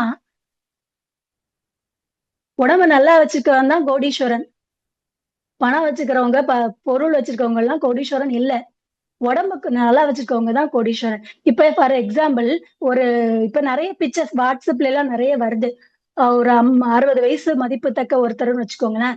உடலை நல்லா வச்சுக்கிட்டவர் எப்படி இருக்காரு, நல்லா வைக்காம இருக்கிறவர் எப்படி இருக்காரு, கம்பேர் பண்ணி நிறைய பிக்சர்ஸ் இப்ப ரீசெண்டா நிறைய வந்துட்டு இருக்குது. அப்ப உடம்ப நல்லா வச்சுக்கிட்டா நம்முடைய முகம், நம்முடைய தோற்றம் எல்லாமே மாறுது. இந்த உடம்பு சுவாமிஜி நமக்கு என்ன சொல்றாங்கன்னா, உடலுக்கு பயிற்சி செய்ய உடற்பயிற்சி கொடுத்திருக்காங்க. உயிரையும் நல்லா வைக்கிறதுக்கு காயக்கல்பம் கொடுத்திருக்காங்க. உடம்பும் மனசும் முக்கியம். சோ மனசுக்கு தவம் கொடுத்திருக்காங்க, தற்சோதனையும் கொடுத்திருக்காங்க. இதை செஞ்சு வந்தா போதும். இது மட்டும் இல்லாம 5 அளவு முறையும் பயிற்சியோட செய்யணும் அப்படின்னு சொல்றாங்க. சுவாமிஜி இத 5 அளவு முறை பற்றி ஞான களஞ்சியத்துல சொல்றாங்க. உறக்கம், உழைப்பு, உணவு, புலனின்பம், எண்ணம் இவைகளில் எவற்றையும் மறுப்பதும் மிகுப்பதும் மனித உடலின் மகத்துவம் அறியாதோர் செய்கையாகும். உத்தமனாய் நீ அறிவில் ஓங்க வேண்டும் என்றால் அகத்தவமும் அறநெறியும் 2 போதும். சித்தி பெற உணவு, உழைப்பு, எண்ணம், தூக்கம், சீருணர்ந்த பாலுணர்வாம் கற்பு வேண்டும் அப்படின்னு சொல்றாருங்க. இந்த 5 அளவு முறையும் இதுல நாம கடைபிடிக்கணும் அப்படின்னு சுவாமிஜி சொல்றாருங்க. அதான் சொல்லுவாங்க, உடல் நலமே வேண்டும் உயிர் வாழ்வதற்கு, மனவளமே வேண்டும் இறை உணர்வதற்கு, கருமைய தூய்மை பெறவே வந்தோமே. ஆமாங்க, எங்க இந்த பாட்டு சுட்டதுதான். ஆனா இதுல அவ்வளவு பொருள் பொதிந்திருக்கு. உடல் நலம் வேணும் இந்த உயிர் வாழ்வதற்கு, இந்த மனவளம் வேணும் இந்த இறையை உணர்வதற்கு. ஆனா கருமைய தூய்மை பெறதானுங்க வந்திருக்கிறோம். இந்த உடலை எப்படியெல்லாம் நலமா வச்சிருக்கலாம்னு யாக்கையின் மேன்மையை பற்றி சிந்திக்கும் போது, கழிவுகளை வெளியேற்றணும், கழிவுகள் வெளியேற்றினா உடம்பு நல்லா இருக்கும் அப்படிங்கிறாங்க. இந்த சித்தர்கள் சொல்றாங்க. கழிவுகள் வெளியேற்றுவதற்கு பஞ்ச சுத்தி சொல்றாங்க. தந்த சுத்தி, குடல் சுத்தி, தேக சுத்தி, நேத்திர சுத்தி, கப சுத்தி அப்படின்னு சொல்றாங்க. தந்த சுத்தி அப்படின்னா பற்பொடி வச்சு பல் தேய்க்கிறது, சூரணம் வச்சு பல் தேய்க்கிறது, நல்லெண்ணெயால வாய் கொப்பளிக்கிறது. குடல் சுத்தி அப்படின்னா இனிமா, பேதி மருந்து கொடுத்து குடலை 6 மாதத்துக்கு ஒரு முறை சுத்தமா வச்சுக்கிறது. தேக சுத்தி அப்படின்னா பச்சை தண்ணியால டெய்லி பச்சை தண்ணியில குளிக்கிறது. அப்பதான் நம்ம உடம்புல உள்ள உஷ்ணம் வெளியேறும். நேத்திர சுத்தி அப்படின்னா கண்களை கழுவி கண்களை சுத்தமா வச்சுக்கிறது. கப சுத்தி அப்படின்னா உடம்புல உள்ள கபத்தை வெளியே தள்ளுறது. கரிசாலை நெய் இதெல்லாம் பயன்படுத்தி கப சுத்தி செய்யலாம் அப்படின்னு சொல்றாங்க. அது மட்டும் இல்லாம இருமுறை, தினம் இருமுறை, வாரம் இருமுறை, மாதம் இருமுறை, வருடம் இருமுறை அப்படின்னு சொல்றாங்க. தினம் இருமுறை மலம் கழிக்கிறது, வாரம் இருமுறை எண்ணெய் தேய்த்து குளிக்கிறது, மாதம் இருமுறை உறவு கொள்வது, வருடம் இருமுறை வேதி மருந்து அப்படின்னு சொல்லி உடல் நலனை நாம பாதுகாத்துக்கலாம் அப்படின்னு சொல்றாங்க. இந்த உடல் நலத்தை எப்படி எப்படி பாதுகாத்துக்கணும் அப்படிங்கிறத பத்தி யாக்கையின் மேன்மையை பற்றி சிந்திக்கும் போது உடலினுடைய மொழிகளையும் நாம தெரிஞ்சுக்கணும் அப்படிங்கிறாங்க. அது என்ன உடலின் மொழி? காற்றின் மொழின்னு படம் கேள்விப்பட்டிருக்கோம். அது என்ன உடலின் மொழி? உடலும் ஒவ்வொரு மொழிகளை வெளிப்படுத்துதுங்க. ஒரு குழந்தை அழும்போது அழுகையா வெளிப்படுத்துது. சுவாமிஜி வர உடலின் மொழி பற்றி அழகா ஒரு கவிதை ஞான களஞ்சியத்துல சொல்லியிருக்காங்க. உடல் துன்பம், மனக்குழப்பம், அறிவு உயராமை, உலகத்தில் மக்கள் விலங்கினத்தில் வைக்கும் மொழி, குடல் பசிக்கும், உடல் தேவைக்கு ஏற்ப குறைவின்றி கல்வி பெறவும் காப்பு பெறவும் உதவும் உடல் மொழி அப்படின்னு ஞான களஞ்சியத்துல பாடலை குறிப்பிட்டிருக்காங்க. ஒரு குழந்தை அழும்போது அழுகையா மொழியை வெளிப்படுத்துதுங்க. உடல் தன்னைத்தானே சரி பண்ணிக்கும். ஒவ்வாமை வரும்போது நமக்கு எதிர்ப்பு தெரிவிச்சா நம்ம உடம்பு உயிர்ப்போட இருக்கிறதா அர்த்தங்க. இப்ப ஒரு நூற்பாலைக்கு போறோம், அந்த டஸ்ட் அலர்ஜி வருது, அச்சுன்னு தும்மல் போடுறோம். அப்ப அந்த வேகமா நம்முடைய உடல் கழிவுகளை வெளியேற்ற அந்த தும்மல் ஒரு மொழியா வருது. பசி, தாகம், வாந்தி, பேதி இதெல்லாம் உடலினுடைய மொழிகள். காய்ச்சல் ஒரு கிளென்சிங் ப்ராசஸ், நச்சுத்தன்மையை வெளியேற்ற அனுப்பக்கூடிய ஒரு உஷ்ணங்க. ஏன் வாயு கசப்பு வருது? காய்ச்சல் டைம்ல எதுவும் சாப்பிடக்கூடாதுன்னு உடல் மொழி உணர்த்துது. ஏன் டயர்ட்னஸ் வருது? ரெஸ்ட் கொடு, உடம்புக்கு ரெஸ்ட் கொடுன்னு உடல் மொழி உணர்த்துது. சரியா மோஷன் போகலைன்னா தலைவலி வருது. வாந்தி உடம்பு செரிக்கலைன்னா வருது. குடல் உள்ள அழுக்குகள் வெளியேற்றும் போது வேதியா உடல் மொழி வெளிப்படுத்துது. அப்போ உடம்பு சொல்றதை நாம கவனிக்கணும். சீதோஷ்ண நிலையை சமப்படுத்துறதுக்கும் உடலில் உள்ள நச்சு பொருட்களை வெளியேற்றுவதற்கும் வேதியா வருது. இப்படி உடம்பு இது மட்டும் இல்லாம நம்முடைய லிவர் பாதிச்சா அங்க கண்ணுல தெரியுது. காது சம்பந்தமான பிரச்சனை வந்தா கிட்னில தெரியுது. நுரையீரல பிரச்சனை வந்தா நாசியில தெரியுது. குடல்ல பிரச்சனை வந்தா தோல்ல தெரியுது. அதனாலதான் ஸ்கின் ப்ராப்ளம் வந்தா டாக்டர்கிட்ட போனோம்னா ஃபர்ஸ்ட் கிருமி மாத்திரை கொடுக்குறாங்க. இருதயத்துல பிரச்சனை வந்தா நாக்குல தெரியுது. மலம், கண்ணீர், சளி இப்படி ஒவ்வொரு கழிவுகளும் உடலுடைய மொழிகளா வெளிப்படுத்துதுங்க. நம்ம உடம்பு நம்ம சாப்பிடுற ஒவ்வொரு இப்போ கெமிக்கலையும் கழிவா நீக்கிரும். இப்போ உதாரணத்துக்கு ஒரு கேசரி தான் சாப்பிடுறோம்னு வச்சுக்கோங்களேன், அதுல ஒரு ஆரஞ்சு ஃபுட் கலர் இருக்குதுன்னா அது வரைக்கும் கழிவுகளா வெளியேற்றுது. ஆனா நம்ம அதை தெரியாம, இந்த உடலுடைய மொழி தெரியாம மாத்திரைகளை விழுங்கி அதை கட்டுப்படுத்திக்கிறோம். இந்த கழிவுகளை நீக்கி முதல்ல சொன்ன மாதிரி பஞ்ச சுத்தியில கழிவுகளை நீக்கி உடலினுடைய மொழிகளை தெரிஞ்சுக்கிட்டாலே உடம்ப பாதுகாப்பா நலமா வச்சுக்கலாம். நச்சு உணவுகளையும் தவிர்த்து வரும்போது இந்த உடம்ப நம்ம கண்டிப்பா பாதுகாப்பா வச்சுக்கலாம். உடல் மொழி பற்றி பேசும்போது அடுத்து யாக்கையின் மேன்மையில சக்கரங்கள். இந்த பிரபஞ்சம் ஒரு டிரான்ஸ்பார்மர், பவர் ஸ்டேஷன் அப்படின்னா, இந்த பேரியக்க மண்டலம் ஒரு பவர் ஸ்டேஷன் அப்படின்னா இந்த சக்கரங்கள் ஒரு டிரான்ஸ்பார்மருங்க. இந்த உடலில் உள்ள ஒவ்வொரு புள்ளிகளும் எலக்ட்ரிக் ஒயர். அதையும் சரி பண்ண சுவாமிஜி நமக்கு பயிற்சி கொடுத்திருக்காங்கங்க. தண்டுவட சுத்தி, 9 மைய தவம் இப்படி பயிற்சிகள் கொடுத்திருக்காங்கங்க. அப்ப கழிவுகளை நீக்குவதன் மூலமும் பஞ்ச சுத்தி செய்வதன் மூலமும் உடலினுடைய மொழிகளை அறிவதன் மூலமும் சக்கரங்களை சீராக வைப்பதன் மூலமும் உடம்ப பாதுகாப்பா வச்சுக்கலாம். அடுத்து யாக்கையின் மேன்மை, அதுலயும் முக்கியமா சுவாமிஜி சொன்ன 5 அளவு முறை நம்ம படிச்சிருப்போம். 5 ஊக்கள்: உணவு, உழைப்பு, உறக்கம், உறவு, உள்ளத்தில் எழும் ஒழுங்கற்ற எண்ணம். இதையும் சமன்படுத்தி வைக்கும் பொழுது உடல் நலம் நல்லா இருக்கும். யாக்கையின் மேன்மை பற்றி சிந்திக்கும் போது நம்ம உடம்புல உள்ள பயாலஜிக்கல் கிளாக்க பத்தி தெரிஞ்சுக்கணுங்க. நம்ம உடம்புக்குள்ளே ஒரு பயாலஜிக்கல் கிளாக் இயங்குதுங்க. காலை 7 மணில இருந்து 9 மணி வரை நம்ம வயிற்றுக்கான நேரம். அந்த நேரத்துல சாப்பாடு போடணும். காலை 9 மணில இருந்து 11 மணி வரை நம்ம உடம்பு ஆக்டிவா இருக்கக்கூடிய நேரம். இந்த பிக் பாஸ்ல சொல்ல மாதிரி காலை 9 மணி உடல் இயக்கத்திற்கான நேரம் அப்படிங்கிற மாதிரி காலை 11 மணில இருந்து 1 மணி வரைக்கும் நம்ம இதயத்துக்கான நேரங்க. 1 மணில இருந்து 3 மணி வரை சிறுகுடலுக்கான நேரம். 3 மணில இருந்து 5 மணி வரை சிறுநீர் பைக்கான நேரம். யூரினரி பிளாடர் அந்த நேரத்துல நிறைய தண்ணி குடிக்கணுங்க. மாலை 5 மணில இருந்து 7 மணி வரை கிட்னிக்கான நேரம். அப்ப செரிமானம் ஆகக்கூடிய உணவுகளை மட்டும்தான் சாப்பிடணும். 7 மணில இருந்து 9 மணி வரை ரிலாக்ஸா இருக்கக்கூடிய நேரங்க. 9 மணில இருந்து 11 மணி வரை நம்முடைய தூக்கத்திற்கான நேரங்க. 1 மணில இருந்து 3 மணி வரை நல்ல டீப் ஸ்லீப் தூங்கக்கூடிய நேரம்.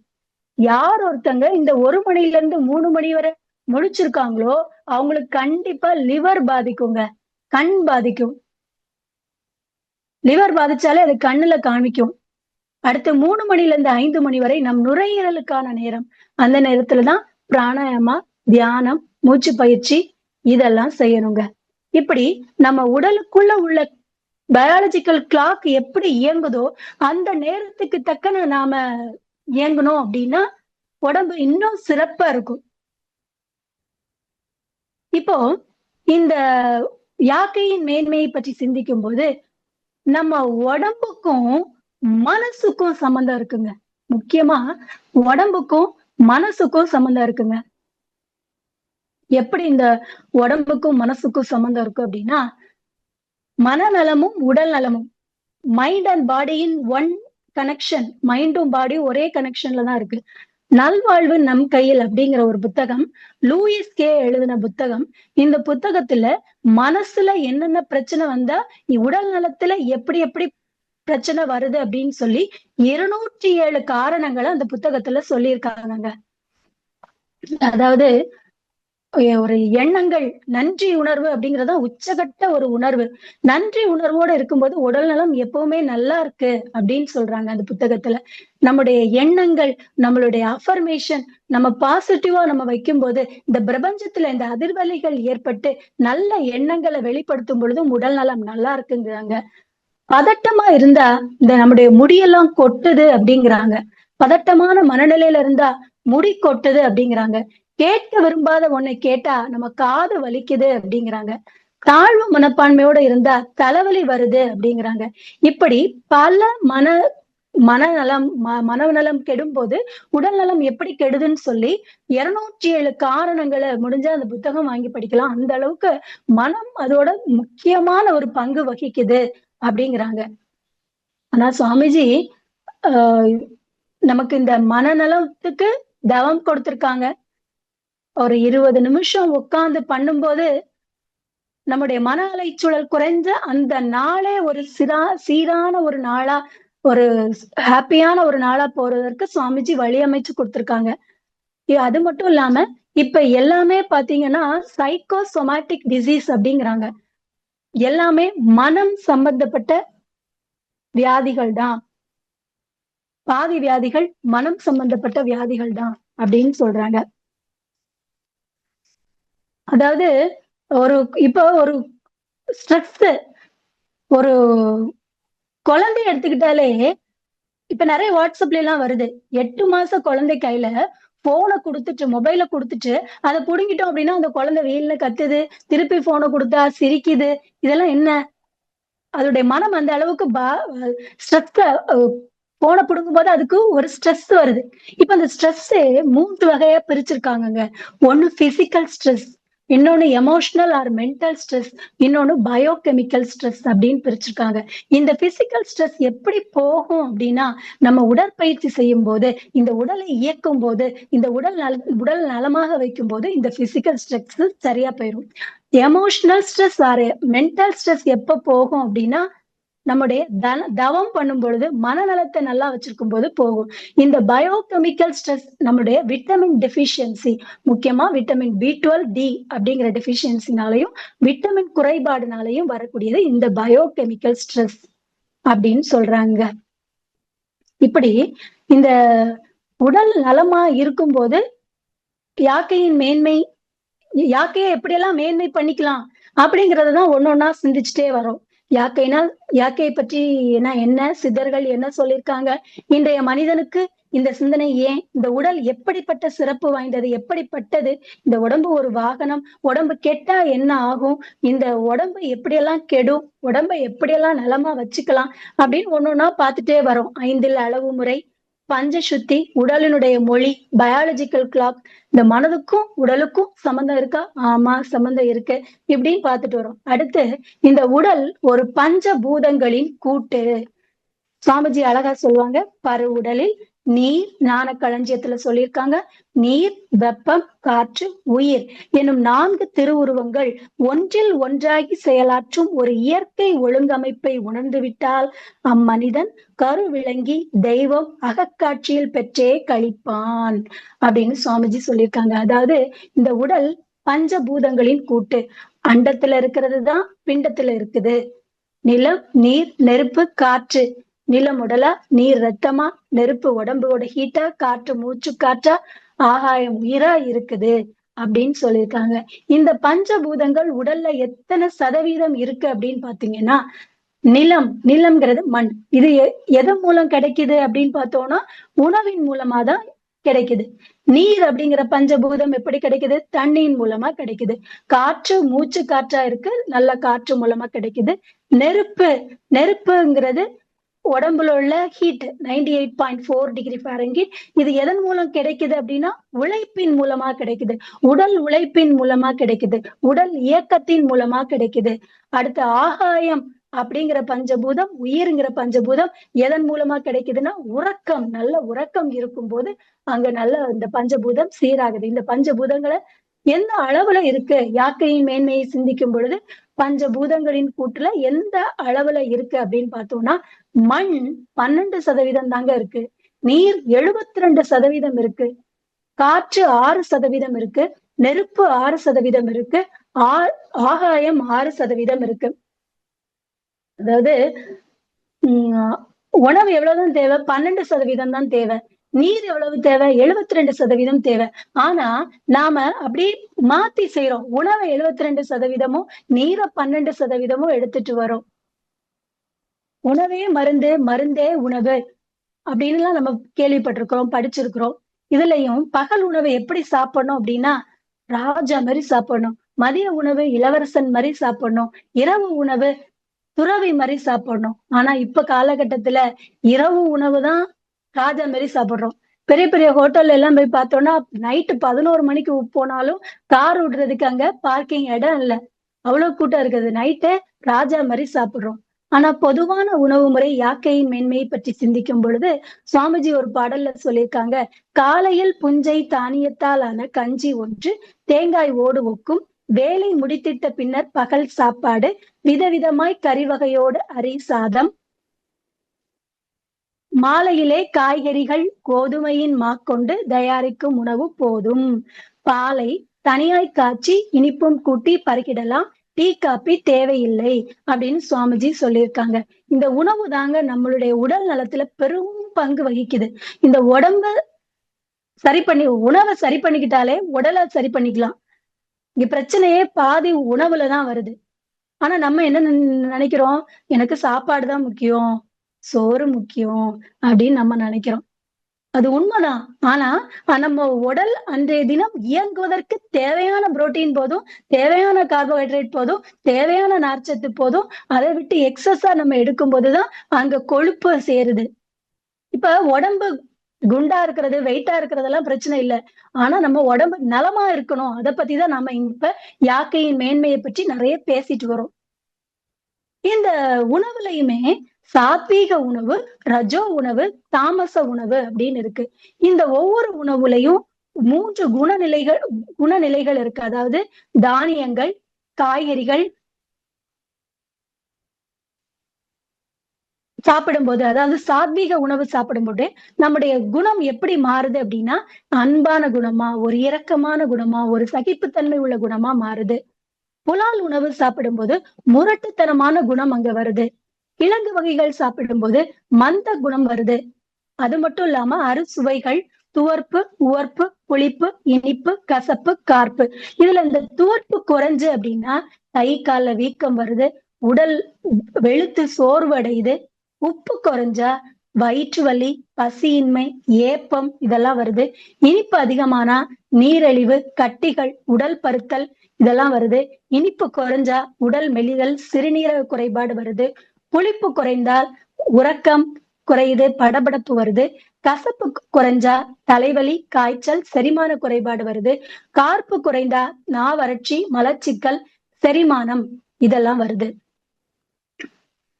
இப்படி ஆஹ் சுவைக்குமே உணவுக்கும் சம்மந்தம் இருக்கு, உடலுக்கும் மனசுக்கும் சம்மந்தம் இருக்கு. இப்ப பஞ்சபூதங்களின் கூட்டுன்னு பார்த்தோம். நிலம், நீர், நெருப்பு, காற்று, ஆகாயத்தோட கூட்டு. நிலம் எதன் மூலம் கிடைக்குது? உணவு மூலம் கிடைக்குது. இந்த உணவை பத்தி தான் இப்ப பார்த்துட்டு வரோம். இந்த உணவுல 3 வகையான உணவு இருக்கு. எப்படி சாப்பிடணும் அப்படிங்கிறதையும் பார்த்தோம். இந்த உடல் நலத்துக்கும் மனசுக்குமே சம்மந்தம் இருக்கு. அதான் இயல்புக்க நியதியில வர சுவாமிஜி சொல்லுவாங்க இல்லையா, எப்பொருளை, எச்செயலை, எக்குணத்தை எவரொருவர் அடிக்கடி நினைத்தால் அப்பொருளின் தன்மையினால் நினைப்போராற்றல் அறிவிலும் உடலிலும் மாற்றத்தை காணும். எங்கேயும் மாற்றத்தை கொடுக்குது? உடலிலும் மாற்றத்தை கொடுக்குது அப்படின்னு சொல்றாங்க. இந்த உணவு பத்தி சொல்லும்போது, பசித்து புசி, உணவை குடி, நீரை உண் அப்படின்னு சொல்றாங்க.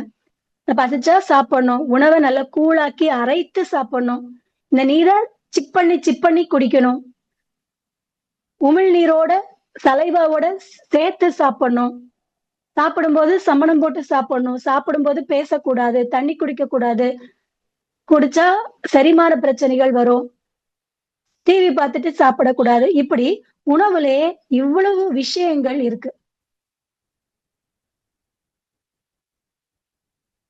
தினமொரு நெல்லிக்காய் ஆயுள்ளதை கூட்டிடும், உணவின் ருசி நாவின் கீழ் சென்ற பினது மறைந்திடும், நோய் வந்த பின்னாலுமே நினைப்பதில் பொருள் இல்லையே, வரும் முன்னே எண்ணினால் அதைவிட உயர்வில்லையே. ஆமாங்க, நோய் வர முன்னாடியே என்னன்னா அதை விட உயர்வில்லை இல்ல. நாம கண்கெட்ட பிறகுதான் சூரிய நமஸ்காரம்னு நினைக்கிறோம். ஒரு பல்ல புடுங்கின பிறகுதான் நாக்கு அந்த பல்ல போய் பார்க்கும். அது வரைக்கும் அந்த பல்ல பார்க்கவே செய்யாது. அது இங்க ஏதோ இருந்துச்சே காணலன்னு சொல்லி நாக்கு போய் தொலைவும். அதே மாதிரிதான் உடம்பு கெட்ட பிறகுதான் நம்ம யோசிக்கிறோம். இப்ப பஞ்சபூதங்கள்ல உணவை பத்தி பார்த்தோம். அடுத்து நீருன்னு பார்த்தா உட்கார்ந்துதான் குடிக்கணும். குளியல் முறை காலையில பச்சை தண்ணியில குளிக்கணும். குளியல் அப்படிங்கிறது தலைக்கு குளிக்கிறது தான் குளியல்.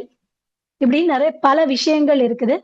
காற்று, உடம்புல உள்ள பாகங்கள்ல பெரிய பாகங்கள் எதுன்னு பார்த்தோம்னா நுரையீரல் தான். ஆனா இந்த காற்றை நம்ம கெடுக்கிறோம்.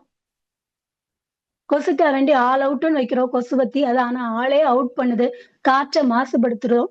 நெருப்பு இந்த உடம்புக்கு நெருப்பு எதன் மூலம் கிடைக்குதுன்னா உழைப்பின் மூலமா தான் கிடைக்குது.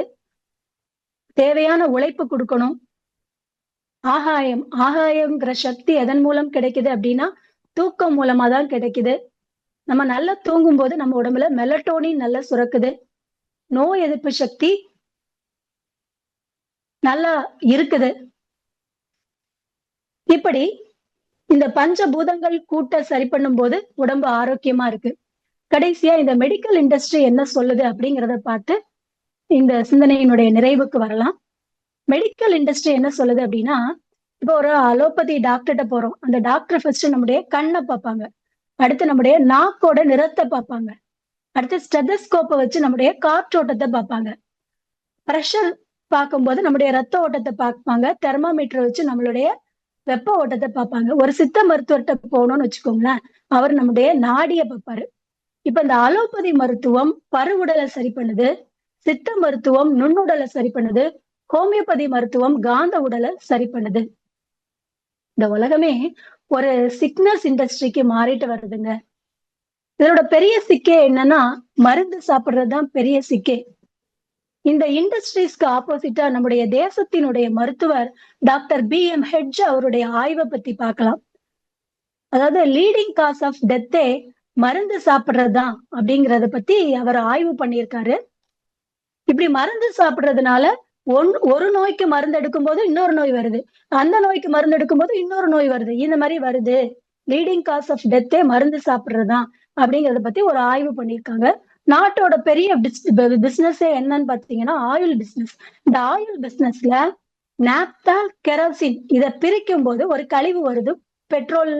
நாப்தால பிரிக்கும் போது கெரோசின், பெட்ரோல் வருது. அப்ப ஒரு புது கழிவு ஆயில் ஒண்ணு வருதுங்க. அதுக்கு பேரு நூஜோல் அப்படின்னு சொல்றாங்க. இந்த நூஜோல ஒரு குறிப்பிட்ட வகை எலிகளுக்கு ஒரு கொஞ்சம் பர்டிகுலர் எலிகளை எடுத்து கொஞ்சம் எலிகளுக்கு காஃபின் கொடுத்திருக்காங்க, கொஞ்சம் எலிகளுக்கு நூஜோல் கொடுத்திருக்காங்க.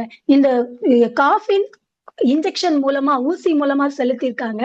இந்த காஃபின் செலுத்தப்பட்ட எலிகள் நல்ல சுறுசுறுப்பா இருக்கதாகவும், இந்த நூஜோல்ங்கிற கொடுத்த எலிகள்லாம் நல்ல சோம்பி மந்தமா இருக்கிறதாகவும் கண்டுபிடிச்சிருக்காங்க.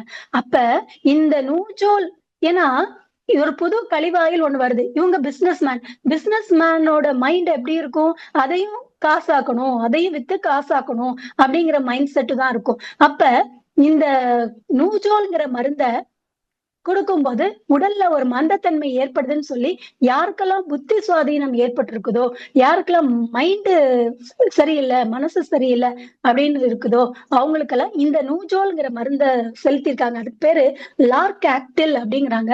இத கொடுத்து அவங்கள எப்பவுமே தூங்கிட்டே இருக்கிற மாதிரி ஒரு நிலைக்கு கொண்டு வராங்க. இதை சாப்பிடும் போது என்ன ஆகுது அப்படின்னா உடம்புல வேற பக்க விளைவுகள் வருது. இப்படி இந்த சிக்னஸ் இண்டஸ்ட்ரிக்கு இன்றைய காலகட்டம் மாறிட்டே வருதுங்க. இதுல இருந்தும் நாம வெளியில வரணுங்க.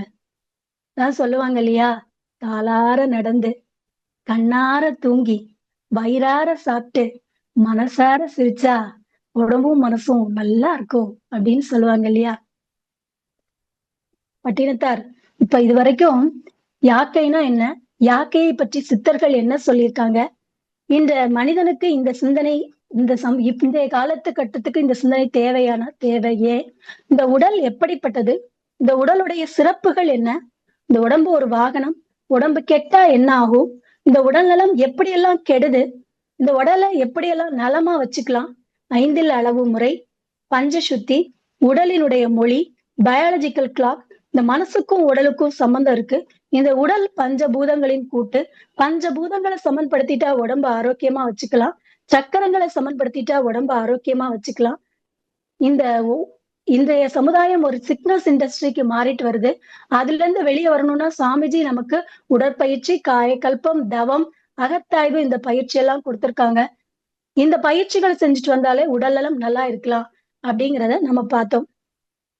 எத்தியா பட்டினத்தார் அழகா சொல்லுவார் இல்லையா, நந்தவனத்தில் ஒரு ஆண்டி அவன் 4 மாதமாய் குயவனை வேண்டி கொண்டு வந்தான் ஒரு தோண்டி அதை கூத்தாடி கூத்தாடி போட்டு உடைத்தாண்டி. ஆமாங்க, நந்தவனத்துல ஒரு ஆண்டி 4 + 6 10 மாதங்கள் சுமந்து கொண்டு வந்தான் தோண்டி, இந்த உடலை கொண்டு வந்தான். அதை என்ன பண்ணுனாங்க, கூத்தாடி கூத்தாடி போட்டுடைத்தாண்டி. இந்த உடல் எதை அடைவதற்கு வந்திருக்கு, இறைநிலையை உணர்வதற்கு வந்திருக்கு, ஞானம் பெறுவதற்கு வந்திருக்கு. அதுக்கு இந்த உடல் ஒரு வாகனமா வந்திருக்கு. இந்த உடலுடைய யாக்கையின் மேன்மையை உணராம நம்ம உடலை சீரழிச்சிட்டு வரோம். ஆனா இது இன்றைய நிமிஷத்துல நமக்குள்ள ஒரு விழிப்புணர்வு வரணுங்க.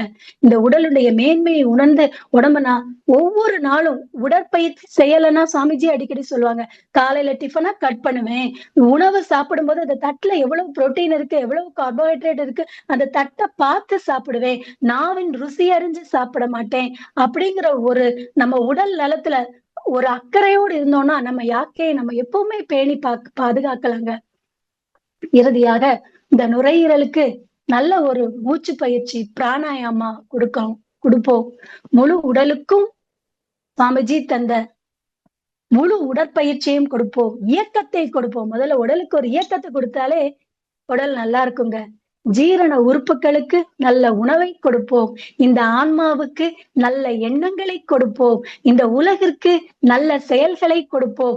உடலிற்கு நல்ல ஆரோக்கியத்தை கொடுப்போம் என்று கூறி யாக்கையின் மேன்மையை உணர்ந்து நம் வாழ்வில் வாழ்வோம் என்று கூறி எனக்கு வாய்ப்பளித்த ஆழியார் ITWCSC அமைப்பிற்கும் இதுகாரும் செவிமடுத்த இருபால் மெய்யன்பர்களுக்கும் உலக சமுதாய சேவா சங்க தலைவர் பத்மஸ்ரீ SKM மயிலானந்தம் ஐயா அவர்களுக்கும் என் நன்றிகளையும் வாழ்த்துக்களையும் கூறி என் உரையை நிறைவு செய்கிறேன். வாழ்க வளமுடன், வாழ்க வளமுடன், வாழ்க வளமுடன். நாமும் நம் அன்பு குடும்பமும் அருட்பேராற்றல் கருணையினால் உடல் நலம், நீளாயுள், நிறை செல்வம், வியப்புகள், மெய்ஞானம் ஓங்கி வாழ்க வளமுடன் என்று கூறி என் உரையை நிறைவு செய்கிறேன். நன்றி. தற்பொழுது அம்மா அவர்கள் நம்முடைய கேள்விகளுக்கு சிறப்பான பதில் அளிக்க இருக்கிறார்கள். கேள்வி கேட்க விரும்பும் அன்பர்கள் தங்களுடைய கைபேசியை தாங்களே அன்மியூட் செய்து கொண்டு கேள்விகளை மட்டும் சுருக்கமாக கேட்கும் பொழுது அனைவருக்கும் அது பயனுள்ளதாக அமையும் என்பதை அன்போடு தெரிவித்துக் கொண்டு முதலாவது மெய்யன்பராக கூகுள் பிக்சல் அன்மியூட் கொடுத்துருக்கோங்க ஐயா. உங்க பெயர் என்னன்னு சொல்லிட்டு ஊர் சொல்லிட்டு நீங்க அம்மாட்ட பேசலாம். வாழ்க வளமுடன். வாழ்க வளமுடன். வாழ்க வளமுடன் ஐயா. நீங்க பேசலாம். உங்க பெயர் சொல்லுங்க ஐயா. என் பேர் ராஜாராமன், சென்னை பழந்தங்கள்ல பேசுறேம்மா. சரிங்க ஐயா, நீங்க அம்மாட்ட பேசலாம். வாழ்க வளமுடன். பத்மா அம்மா, வாழ்க வளமுடன் ஐயா. ரொம்ப வாழ்க வளமுடன் அருமையான ஐயா. கருத்து சொன்னீங்க. 1 hour புதிய கருத்துக்களா இருந்தது. யாக்கையின் மேன்மை, இதுவரை கேள்விப்படாத தத்துவங்கள்லாம் சொன்னீங்க. நல்ல விஷயங்களா இருந்தோமா, நான் வந்ததுமா இன்ட்ரெஸ்டிங்கா இருந்தது. எனக்கு 2 கேள்வி இருக்கு. ஒன்று யாக்கையின் மேன்மைன்னு இது 1 hour பேசுனீங்க. ஆனால் நம்ம மனவளக்கலையில உடற்பயிற்சியின் அவசியம் தான் பேசுறோம். யாக்கையின் அவசியம் சொல்றது இல்லையே. உடற்பயிற்சி செய்யறத உடலுக்க வேண்டிதானே? சரி, அது யாக்கை பயிற்சி சொல்லலாமே. அதை உடல், உங்களுடைய கேள்வி உடற்பயிற்சியின் அவசியம் சொல்றோம், ஏன் உடலின் அவசியம் சொல்லல அப்படின்னு தானே சொல்றீங்க? அது இல்லம்மா, நீ பேசுனது எல்லாமே 1 hour யாக்கை பத்தா. யாக்கைனா உடல்னு சொன்னீங்க. ஆனா எளிய முறை உடற்பயிற்சின்னு பேரு இருக்கு. அது ஏன் எளிய யாக்கை பயிற்சி சொல்லக்கூடாதுன்னு கேக்குறேன். இல்ல, இது ஏன் யாக்கை பயிற்சி, இது உடற்பயிற்சி யாக்கை பயிற்சின்னு ஏன் சொல்லக்கூடாதுன்னா மக்களுக்கு எளிதா புரியணும் இல்லைங்களா? ஆமா. அதனால அதான் சாமிஜியே அதுல எப்படி சொல்லியிருக்காங்க, எளிய முறை உடற்பயிற்சின்னு தான் சொல்லியிருக்காங்க. ஆமா, எல்லாமே அதுதான் எல்லாமே நமக்கு எளிமையா கொடுத்துட்டு போயிருக்காங்க சாமிஜி. ஓகே ஓகே ஓகே, அதனாலதான் சரிம்மா. சரி, அடுத்த ஓதி கேள்வி. உணர்ந்த மகான். அதனாலதான் யாக்கைனா உடல் மக்கள் எல்லாருக்குமே புரியணும் அப்படிங்கறதுக்காக வேண்டி எல்லாமே எல்லாருக்கும் புரியணும். ஏழை அதான் ஒரு வார்த்தை சொல்லுவாங்க இல்லையா, உணர்ந்து ஓதிய மகான் எல்லாருக்கும் புரியக்கூடிய வகையில தத்துவத்தை சொன்னாங்க. பாமர மக்களின் தத்துவ ஞானின்னு சொல்றோம் இல்லையா, அந்த பாமர மக்களின் தத்துவ ஞானின்னு சொல்றோம். ஏன் சொல்றோம், எல்லாருக்கும் புரியணும் அப்படிங்கிறதுக்காக வேண்டிதான் அந்த தலைப்புகளை அந்த மாதிரி கொடுத்திருக்காங்க. சரிம்மா, நல்ல விளக்கம் கொடுத்தீங்க, அருமை. அடுத்த கேள்விக்கு போறேன்னா, இப்ப நீங்க பஞ்சபூதங்கள் நம்ம உடற்பயிற்சியோ யாக்கையோட சேர்ந்துன்னு சொன்னீங்க. அதுல உழைப்பினால நெருப்பு சக்தியும் தூக்கத்தால் ஆகாய சக்தியும் கிடைக்கும். எப்படி கிடைக்கிறது, விளக்கம் கொடுங்கம்மா. இப்ப உழைக்கும் போது என்ன ஆகுது, வியர்வை வெளிவருது. அதுதான் என்னது, ஹீட் வருது, நெருப்பு. வியர்வை வெளிவருது, ஹீட் வெளியே வருது, அதுதான் நெருப்பு. தூங்கும் போது இப்ப நல்ல டயர்டா இருக்குன்னு வச்சுக்கோங்களேன், ஒரு 2 hours தூங்கி எந்திரிச்ச உடனே பிரிஸ்கா எந்திப்போம். அப்ப நமக்கு அந்த உயிர் சக்தி என்ன ஆகுது, நல்ல இன்க்ரீஸ் ஆகுது. இப்ப தூக்கத்தினால உயிர் சக்தி இன்க்ரீஸ் ஆகுது. உழைக்கும் போது ஹீட் வெளியே போறதுனால நெருப்பு சக்தி, உழைப்பு நெருப்பு. சரிம்மா, நல்ல விளக்கம் கொடுத்தீங்கம்மா, நன்றி. வாழ்க வளமுடன். நன்றிங்கய்யா, நன்றிங்கய்யா. வாழ்க வளமுடன். நிகழ்ச்சி தொகுப்பு செய்த சசிகலா ஜெகதீசன் அம்மா அவர்களுக்கும் நன்றி அம்மா, நான் சொல்ல மறந்துட்டேன். நன்றி அம்மா. வாழ்க வளமுடன். பரவாயில்லைங்கம்மா, அதனால என்ன, வாழ்க வளமுடன். ஐயா ஓகேங்க ஐயா, மிக்க நன்றிங்க ஐயா. சிறப்பான கேள்வி கேட்டிருக்காங்க ஐயா அவர்கள். அடுத்த மெய்யன்பராக பாப்பு அம்மா அவர்கள். அம்மா உங்களுக்கு அன்மியூட் கொடுத்துருக்கோம், நீங்க மைக் ஆன் பண்ணி பேசுங்க அம்மாட்ட. அம்மா ஒரு முறை மட்டும் அன்மியூட் டச் பண்ணுங்க. வாழ்க வளமுடன். வளமுடன்மா சசிமா, நன்றிம்மா. வாழ்க வளமுடன்மா. அம்மா பத்மாம்மா, வாழ்த்துக்கள்மா, வாழ்க வாழ்க வளமுடன்மா. வளமுடன். முதல்ல ஒரு மாதிரி வாழ்க பேசுனீங்க, வளமுடன். உங்கள் ஸ்பீச் முதல்ல ஒரு தடவை கேட்டேன், ரொம்ப அருமையாக இருந்ததுமா. உங்கள் மாதிரி சின்ன பிள்ளைங்கள்லாம் வரணுமா, அதை சசிமா மாதிரி உங்கள் மாதிரி நீங்கள்லாம் வந்து நிறைய இப்படி ஸ்பீச் கொடுத்தா தான் உங்கள் மாதிரி இங்கே இருக்கிறவங்களையெல்லாம் கொண்டு வர முடியுமா. இப்போ நாங்கள்லாம் பேசினா என்ன சொல்கிறாங்க, உங்கள் மாதிரி ஏஜ் ஆகட்டும், ரிட்டையர் ஆகட்டும், அதுக்கப்புறம் வரலாம், அதெல்லாம் முடிச்சுட்டு அப்படிங்கிறாங்கம்மா. இப்போ நீங்கள்லாம் இப்போ இந்த மாதிரி நிறைய ஸ்பீச் கொடுத்தீங்கன்னா கட்டாயம் வந்து எல்லாத்தையும் நம்ம கொண்டு வர முடியுமா. அருமையான ஸ்பீச்சுமா, அருமையான தலைப்பு ஸ்பீச் நிறைய. அதே உதாரணம் நம்ம திருக்குறள் சொன்னீங்க பாருங்க, மறந்தால வேண்டாமா யாக்கைக்கு, அருமைம்மா. அதில் ஆரம்பித்து எத்தனை குறள் சொன்னீங்க. மகிழ்ச்சி நிறைய குறள் தான் நமக்கு சொல்லியிருப்பாரு, நிறைய குறள் தான் உதாரணம் சொல்லியிருப்பாரு. எல்லாம் நமக்கும் தெரியுது, அந்த காலத்துலேருந்தே திருக்குறள் பாடமாக தான் இருந்துகிட்டு இருக்குது. அதெல்லாம் படிக்கிறதுக்கும் மார்க் வாங்குறதுக்குன்னு மட்டும்தான் சொல்லி கொடுக்குறோம், வாங்குறாங்க, வேலைக்கு போகிறாங்க, அது மட்டும்தான் நடந்துகிட்டு இருக்குது. அது மாதிரி ரொம்ப அருமையாக இருந்துச்சுமா, ரொம்ப நல்லா இருந்தது. அப்புறம் இன்னொன்று சொன்னீங்க பாருங்கள், ரொம்ப எனக்கு ரொம்ப பிடிச்சது அது. அதாவது கோடீஸ்வரன் யார் கோடீஸ்வரன், உடம்பு நல்லா வச்சுக்கிறவங்க தான் கோடீஸ்வரன். நானும் அது அடிக்கடி வகுப்புலையெல்லாம் சொல்லுமா, நீங்கள் சொன்னேன்னு எனக்கு ஞாபகம் இருந்துச்சுமா. ஆமாம், எங்கள் சொந்தக்காரங்களாம் எல்லாம் ஒன்றா கூடும்போது நான் பேசுவேன். எனக்கு இப்போ 70-78 வயசு ஆகுது. என்னை விட சின்னவங்க தம்பிலாம் கோடி கோடியாக பணம் வச்சுருக்காங்க. நான் சொல்லுவேன், உங்கள் கோடி பணத்துக்கு முன்னால் நான் இப்போ வச்சுருக்கிறது எத்தனையும் சாப்பிடுவேன், நீங்கள் எல்லாம் சாப்பிடுவீங்களா அப்படின்னு கேட்பேன். எல்லாரும் உண்மைதான்னு ஒத்துக்குவாங்கம்மா. அந்த மாதிரி அருமையாக சொன்னீங்க, அது ரொம்ப நல்லா இருந்ததும்மா. வாழ்த்துக்கள்மா. நீங்கள் நிறைய கொடுங்கம்மா, அது மாதிரி ஸ்பெஷலாக நிறைய கொடுங்கம்மா. வாழ்த்துக்கள். வாழ்க வளமுடன். நன்றி அம்மா. வாழ்க வளமுடன். நன்றி அம்மா. வாழ்க வளமுடன். வாழ்க வளமுடன். நன்றிங்கம்மா. வாழ்க வளமுடன். நன்றிம்மா. சரிங்கம்மா. வாழ்க வளமுடன். இவங்க வந்து டீச்சர், இவங்க பாப்பு டீச்சர் அம்மா வந்து டீச்சரா இருக்காங்க. தெரியும் நல்லா தெரியும் அது. நல்லா வாழ்த்து கொடுப்பாங்க. நன்றிங்கம்மா. வாழ்க வளமுடன். மதன் மோகன் ஐயா அவர்கள் தஞ்சாவூர்ல இருந்து அன்மியூட் செய்து நீங்க அம்மா கிட்ட பேசலாங்க ஐயா. வாய்ப்பு நன்றி அம்மா. பேசுங்க ஐயா அம்மாட்ட. வாழ்க வளமுடன் ஐயா. வாழ்க வளமுடன். ஆரம்பிச்சு சொல்லிட்டீங்கம்மா, இந்த நிலையற்ற உடலை கொண்டுதான் நிலையான சுத்த வழியை நம்ம அடைய முடியும். அதுக்கு இந்த உள்ளத்தையும் உடலையும் பத்திரமா வச்சுக்கணும். அது உடம்பு ரெண்டுக்கும் நல்லது செய்யணும், கெட்டது செய்யக்கூடாது. ஸோ ஒரு சிலர் பார்த்து மூக்குல பொடி போடுவாங்க, நாக்கு முதல்ல வைப்பாங்க, வயிற்றுல ஏதாவது திரவம் ஊற்றுவாங்க, அது மாதிரிலாம் செய்கிறாங்க. நல்லா இருக்க உடம்பு அவங்க கெடுத்துக்கிறாங்க. அது மாதிரி நம்ம கெடுத்துக்காம இந்த உடலை கொண்டு தான் நம்ம வந்து சுத்த வழியை அடைய முடியும்னு சொல்லிட்டீங்கம்மா. சந்தேகம்மா. வாய்ப்பு நன்றிம்மா. வாழ்வுடன். வாழ்க வளமுடன் ஐயா. நன்றிங்க ஐயா. வாழ்க வளமுடன். அடுத்ததாக கிருபாநிதி அம்மா அவர்கள், நீங்க பேசலாங்க அம்மா. அன்மியூட் கொடுத்து பேசுங்க. வாழ்க வளமுடன். அம்மா வாழ்க வளமுடன். சசியம்மா வாழ்க வளமுடன். அம்மா வாழ்க வாழ்க வளமுடன்மா. வாழ்க வளமுடன். வளமுடன். பேச்ச 2வது தரம் கேட்கிறோம். ஜூம்ல ரொம்ப சிறப்பு, ரொம்ப நல்லா இருந்ததுமா. எனக்கு டவர் இல்லாத இடத்துல இருந்தேன், அதனால நான் விட்டு விட்டு வேற கேட்டது. பரவாயில்ல, நான் யூடியூப்ல நல்லா கேட்டுக்குவேன். ஓகேம்மா. அம்மா உடற்பயிற்சி செய்யணும், நல்லா அம்மா வாழ்க வளமுடன். பாப்பம்மா சொன்னது மாதிரி நான்லாம் அதை கம்பீரமா சொல்லுவேன். இந்த வயசுலயே நான் சூப்பமா சொன்னது மாதிரியே நானும் சொல்லிக்கிறேன். அம்மா நல்லா கேக்குறேன். அம்மா வாழ்க வளமுடன். கேக்குதாம்மா? கொஞ்சம் கேக்குது. இன்னொரு முறை கேளுங்கம்மா. இல்லம்மா, உடற்பயிற்சி செய்யறதுனால நம்ம உடற்பயிற்சி செய்யறதுக்கு முன்னாடி எப்படி இருந்தோம், பின்னாடி எப்படி இருந்தோம் அப்படிங்கறத நம்ம தெளிவா புரிஞ்சுக்கலாம். ஆனா உடற்பயிற்சி செஞ்சுக்கிட்டே இருக்கவங்க அங்க நல்லா இருக்காங்க, 20 வருஷம் இருந்தேன்னு சொல்றாங்க. அவங்க கூட சில சமயம் பிரஷர் வருது, அது வருது, இது வருது அப்படின்னு சொல்லி சிக்கிடுறாங்க. அது ஏமான்னு தெரியல. இப்ப நான் தெளிவா இருக்கேன், முன்னாடி இருந்ததை விட இப்ப நல்லா இருக்கு. என்னுடைய அதான் செஞ்சுட்டு வராங்க, மன்றத்துல வந்து புலம்புவாங்க, நல்லா இருந்தேன், ஏன் இப்படி வந்துச்சு, பிரஷர் வந்துருச்சு, சுகர் வந்துருச்சு அப்படின்னு சொல்லுவாங்க. அது அவங்களோட கர்மாவா இல்ல பாரம்பரம் தெரியல எனக்கு. அது உங்கள்கிட்ட நீ உங்க ஸ்பீச்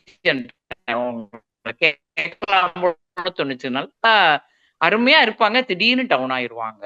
அதோடைய விளைவு என்னம்மா? இப்ப எனக்கு சரியா கேட்கல, இருந்தாலும் எனக்கு கேட்ட வரைக்கும் சொல்றேன். அதாவது நீங்க என்ன கேக்குறீங்கன்னா, உடற்பயிற்சி செய்யறோம், ஆனாலும் எனக்கு பிரஷர் வருது, சுகர் வருது, ஏன் இது ஏன் நடக்குது, ஏன்னு கேக்குறீங்க.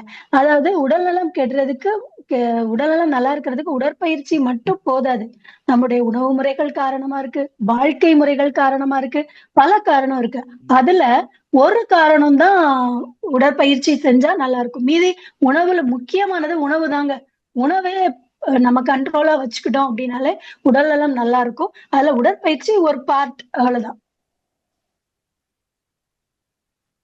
அம்மா வாழ்க நன்றிம்மா, வளமுடன். ரொம்ப சிறப்புமா. இல்ல பொதுவா மண்டலத்துல வந்து வாழ்க கேட்கல, வளமுடன். எனக்கு சொல்ல தெரியாது. வாழ்க வாழ்க வளமுடன். வாழ்க அம்மா வளம். சொன்னது டவர் ஒழுங்கா உங்களுக்கு வாழ்க வளம். கேட்டுதாங்கம்மா? பதில் கொடுத்தாங்க. இல்ல பரவாயில்ல, கேட்டதுமா. இல்ல பொதுவா சரி. சொல்றேன். இப்ப நான் ரொம்ப நல்லா ம். இருக்கேன். எனக்கு மண்டலத்துல கேட்கறவங்களுக்கு பதில் சொல்ல தெரியல. சரி. அதான் அதனால நீங்க நான் சொல்லுங்க, கேட்டேன். அப்படி கேட்கறவங்களுக்கு சொல்லுங்க. உடற்பயிற்சியோட உங்களுடைய வாழ்க்கை முறையும் உணவு முறை, உணவையும் வாழ்க்கை. சரி பண்ணிட்டு வாங்க அப்படின்னு சொல்லுங்க. 5 அளவு முறைய சரியா பண்ணுங்க. எல்லாமே பயிற்சியும் வேணும், உணவுலயும் இது ஒழுக்கம் வேணும். அதான் 5 அளவு முறை சொல்றாங்க இல்லையா? 5 அளவு முறையிலயும் சீரா இருக்கணும் அப்படிங்கிறத நீங்க சொல்லுங்க. கேட்கறவங்களுக்கு அந்த மாதிரி பதில் சொல்லுங்க. நன்றிம்மா, ரொம்ப சிறப்புமா. வாழ்க வளமுடன்மா. வாழ்க வளம்னா 5 சத்தியமா நன்றி. ஊக்களையும் சரியா வச்சுக்கணும். 5 ஊக்கள் உணவு, உழைப்பு, உறக்கம், உள்ளத்தில் எழும் எண்ணம், உறவு. இந்த 5ம் சீரா இருக்கணும். அதுல உணவுங்கிறது ரொம்ப முக்கியமானது. அதுவும் சீரா வச்சுக்கணும். இந்த 5 அளவு முறையும் ரொம்ப முக்கியம். ரொம்ப மஸ்ட் அப்படிங்கிறத சொல்லுங்க. இதையும் நீங்க பண்ணிட்டு வந்தீங்க அப்படின்னா உடல்நலம் இன்னும் பெட்டரா இருக்கும் அப்படின்னு சொல்லுங்க. நன்றிங்கம்மா கிருபானந்தி அம்மா. நன்றி. வாழ்க வாழ்க வளமுடன். வளமுடன்மா. நன்றி. அடுத்த மெயின்பராக ஜெயலட்சுமி அம்மா அவர்கள். அம்மா நீங்க அன்மியூட் செய்து அம்மாட்ட பேசலாம். மைக் ஓப்பன் ஆயிருக்குங்கம்மா, பேசுங்க. ஜெயலட்சுமி அம்மா. ஜெயலட்சுமி அம்மா வாழ்க வளமுடன். வாய்ஸ் வரலையேங்கம்மா உங்களுது. கொஞ்சம் டவர் இருக்க பக்கம் கொஞ்சம் நின்னுக்கோங்க. வாழ்க வளமுடன். ஜெயலட்சுமி அம்மா வாழ்க வளமுடன். கேக்கலீங்கம்மா, நீங்க பேசுறது கேக்கல. கவிதா கோவிந்தராஜ் ஐயா அன்மியூட் செய்து நீங்க பேசலாம்.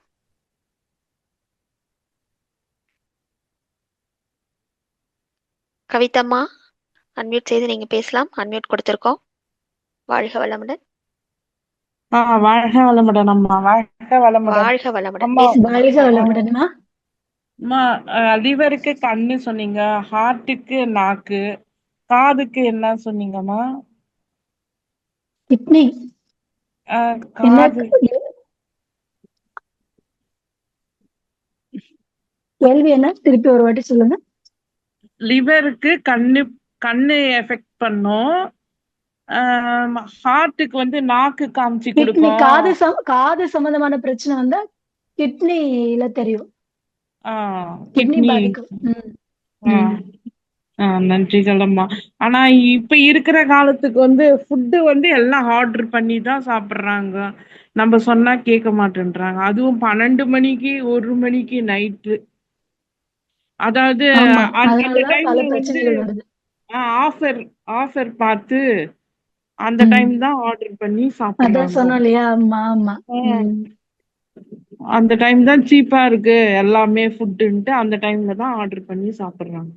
நம்ம உண்மைதான். சொன்னா கேட்க மாட்டேன்றாங்க. ஆமா. நம்ம என்னதான் சொன்னாலும் அவங்க கேக்குற மாதிரி இல்ல. இப்போ 12-1 மணிக்கு தான் சாப்பாடே, மிட் நைட்ல தான். இப்ப நம்ம வந்து உடலுடைய மேன்மையை புரிஞ்சுக்கிட்டோம். புரியும் போது நம்ம விழிப்புணர்வா இருந்து ஃபர்ஸ்ட் நம்மள சேவ் பண்ணிக்கிட்டோம் அப்படின்னா நம்மள பார்த்து மத்தவங்க ஃபாலோ பண்ணுவாங்க.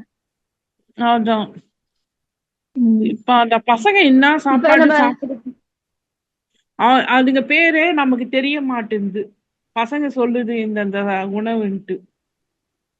வாழ்க வளமுடன் அம்மா. வாழ்க வளமுடன். கவிதாம்மா ஏதாவது கேள்விகள் இருக்காங்க? வாழ்க வளமுடன் அம்மா. அவ்வளவுதான். வாழ்க வளமுடன். சரிங்கம்மா. அம்மா அப்புறம் சாட் சொல்றாங்க, பாக்ஸ்ல ஒருத்தங்க கேட்டிருந்தாங்க. நீங்க வந்து நீங்க என்ன பண்றீங்களோ அது பார்த்துட்டு பசங்களும் பழகுவாங்க அப்படின்னு சொல்றாங்க. நம்ம பயிற்சியில கூட நீங்க சேர்த்து விடுறது சிறப்பு. கவிதாம்மா நன்றி. வாழ்க வளமுடன். சாட்ல கொஸ்டின் கேட்டிருக்காங்களாங்கம்மா? அதுல வந்து அந்த புத்தகத்தோட பெயர் என்னன்னு கேட்டிருக்காங்க. ஆமா கேட்டிருக்காங்க. நல்வாழ்வு நம் கையில். புத்தகத்தோட பெயர் நல்வாழ்வு நம் கையில். நம் கையில். ஆத்தர் லூயிஸ் ஹே. தமிழாக்கம் இருக்கு. நல்வாழ்வு நம் கையில்.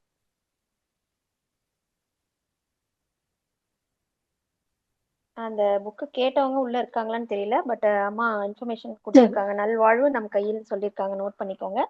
அந்த புத்தகத்தை வாங்கி படிங்க. அடுத்த மெய்யன்பராக சாந்தி அம்மா அவர்கள் அன்மியூட் செய்து நீங்க பேசலாங்கம்மா. சாந்தி அம்மா ஒரு முறை மட்டும் அன்மியூட் டச் பண்ணுங்கம்மா. ஃப்ரண்ட் பேஜ்ல வந்து பண்ணிட்டேன். வாழ்க வளமுடன்மா. அம்மா வாழ்க வளமுடன். வாழ்க லைஃப் வளமுடன். கொடுத்ததுக்கு நன்றி. வாழ்க அம்மா வளமுடன். உங்களுக்கும் வாழ்க வளமுடன். அம்மா சூப்பர்மா. வாழ்க போன வளமுடன். தடவை சிந்தனை கொடுத்ததே மறக்காம இன்னும் வரைக்கும் மனசுக்குள்ள அப்படியே இருக்கு. பசுமரத்தை ஆணி போல அப்படியே இருக்கும். அதுமே பேச பார்த்ததுமே நீங்கன்றதுக்கு உடனே அன்மியூட் பண்ணிட்டேன். நானு மிஸ் பண்ணிட்டேன்னு நன்றி பார்த்தேன். நன்றி. யூடியூப்ல கண்டிப்பா கேட்பாங்கம்மா. உங்களோட சிந்தனை இதெல்லாம் எங்களுக்கு எல்லாம் நிறைய வேணுமா. நிறைய கொடுக்குறீங்க. கண்டுபிடிச்சு புதுசு புதுசா சொல்றீங்க. போன தடவை கேமரா நன்றி. எல்லாம் எப்படி எல்லாம் புதுசா எல்லாம் வந்திருக்குலாம் நிறைய நீங்க சொல்லிதான் அதுவே தெரியுது எங்களுக்கு எல்லாம். இன்னும் நிறைய கொடுத்த கருத்துக்களும் நல்லா இருக்குமா. இன்னும் உங்க பணி மேலும் மேலும் சிறக்க குருவிடம் வேண்டின்றோமா. வாழ்க வளமுடன் அம்மா. நன்றி அம்ா. நன்றி நன்றிம்மா. நன்றி. வாழ்க வளமுடன். வாழ்க வளமுடன். அம்மாவுடைய ஃபோன் நம்பர் கேட்டிருக்காங்க, பதிவு பண்ணிட்டு இருக்கேன். ஒரே நிமிஷம்.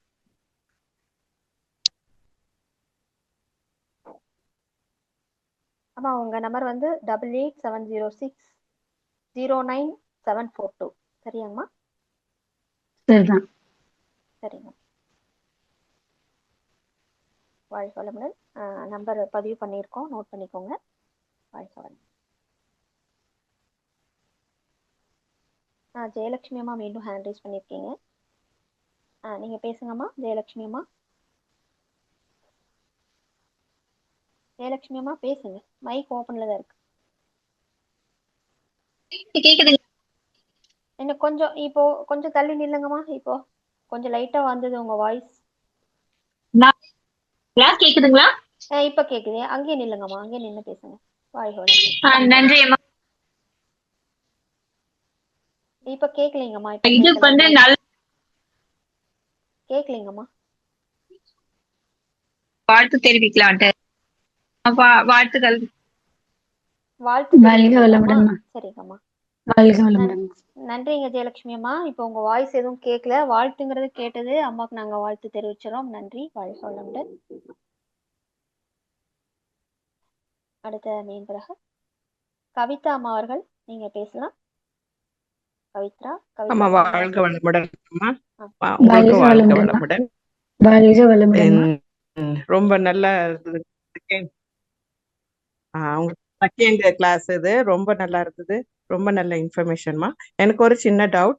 இப்போ நம்ம லேட்டா படுக்கிறோங்கம்மா. அப்போ பட் மார்னிங் நம்ம ரெகுலர் எந்திரிச்சு செய்யணும்னு எந்திரிக்கும் போது ஒரு அன்ஈசினஸ் வருது. அப்போ நம்ம அதை எந்திரிச்சு செய்யணுங்களா இல்ல கொஞ்சம் ரெஸ்ட் எடுத்துக்கிறோங்கம்மா? லேட்டா படுக்க ஃபார் கூடாது. எக்ஸாம்பிள் யூசுவலி 3:35 3:40 நம்ம உடம்புல உள்ள பயாலஜிக்கல் கிளாக்க பத்தி பேசணும்.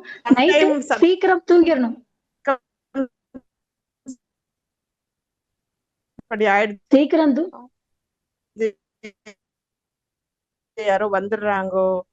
அப்போ நம்மளால தவிர்க்க முடியாத சூழ்நிலைங்கம்மா. தவிர்க்க முடியாத சூழ்நிலை அப்படிங்கிறப்ப மேக்சிமம் லேட்டா தூங்காம அல்லது என்னோட வாய்ஸ் கேட்டுதுங்களாமா? ஆமா ஆமா, உங்க வாய்ஸ் கட் ஆகுது. நீங்க ஒரு இடத்துல இருந்துட்டு அப்படியே பேசுங்கம்மா. கொஞ்சம் நீங்க கேக்குறது கேள்வி சரியா கேட்கல. இன்னைக்கெல்லாம் நெட்வொர்க் ப்ராப்ளமா இருக்கே. ஓகே, வளர்மதி அம்மா அன்மியூட் செய்து நீங்க பேசலாம் அம்மா கிட்ட. வளர்மதி அம்மா. கவிதாம்மா உங்களுக்கு வாய்ஸ் கேட்கல. டவர் இருக்கிற பக்கம் போங்க. வளர்மதி அம்மா உங்களுக்கு அன்மியூட் கொடுத்திருக்கோம், பேசலாம். வாழ்க வளமுடன் அம்மா. கேக்குதுங்களாம்மா? கேக்குது. வாழ்க வளமுடன்மா. வாழ்க வளமுடன் அம்மா. வாழ்க வளமுடன் அம்மா. உங்க ஒரே யதார்த்தமா சிறப்பா இருந்துச்சு. நடுவுல என்னால கேட்க முடியல, திருப்பி கேட்டுக்கிறேம்மா. எனக்கு ஒரு சந்தேகம் என்னன்னா, நீங்க சொன்னீங்க உடல் ஆரோக்கியம் தான் நம்ம குடும்பத்துக்கு நம்ம பரிசா கொடுக்கணும். கண்டிப்பா ஒவ்வொன்றுமே நான் பார்த்து தான் செய்வேன். அதுவும் அந்த மனவளக்கலைக்கு வந்ததுக்கு அப்புறமே குருவோட ஆசீர்வாதம் நல்லாவே சிறப்பா போயிட்டு இருக்கு. ஒண்ணு என்னன்னா பாத்தீங்கன்னா, நம்ம ஆரோக்கியத்துக்கு நம்ம தான் காரணம். ஆனா வினைப்பதிவுன்னு ஒண்ணு இருக்கு இல்லைங்களா? நம்ம முன்னோர்கள் என்னென்ன அதாவது நல்லதும் வரும் கெட்டதும் வரும்னு சொல்லுவாங்க இல்லைங்களா? அப்ப வந்து நம்மளாம் சிலதை வந்து அனுபவிச்சுதான் தீர்த்து ஆகணும்னு மகரிஷி சொல்றாரு. அப்ப அதை எப்படி இப்ப நம்ம இந்த பிறவில நம்ம ஒன்னும் செய்யல, எல்லாம் நல்லது செஞ்சிருக்கோம், நல்ல நல்ல வாழ்க்கை முறையை தான் வாழ்ந்திருக்கோம். ஆனா அந்த வித்துல உள்ளது வந்து நம்ம நம்ம கிட்ட வெளிப்படும் போது அதை நம்ம எப்படி ஃபேஸ் பண்ணணுமா? வாழ்க வளமுடன். வாழ்க வளமுடன். அதை ஏத்துக்கணும், சிம்பிளா ஏத்துக்கணும். இந்த பதிவு இந்த மாதிரி ஒரு கஷ்டங்கள் மூலமா தானே கழியும். வினைப்பதிவினுடைய அடையாளம் உடலிலே நோய், உள்ளத்திலே களங்கம், வாழ்க்கையிலே சிக்கல், மனதிலே குழப்பம்.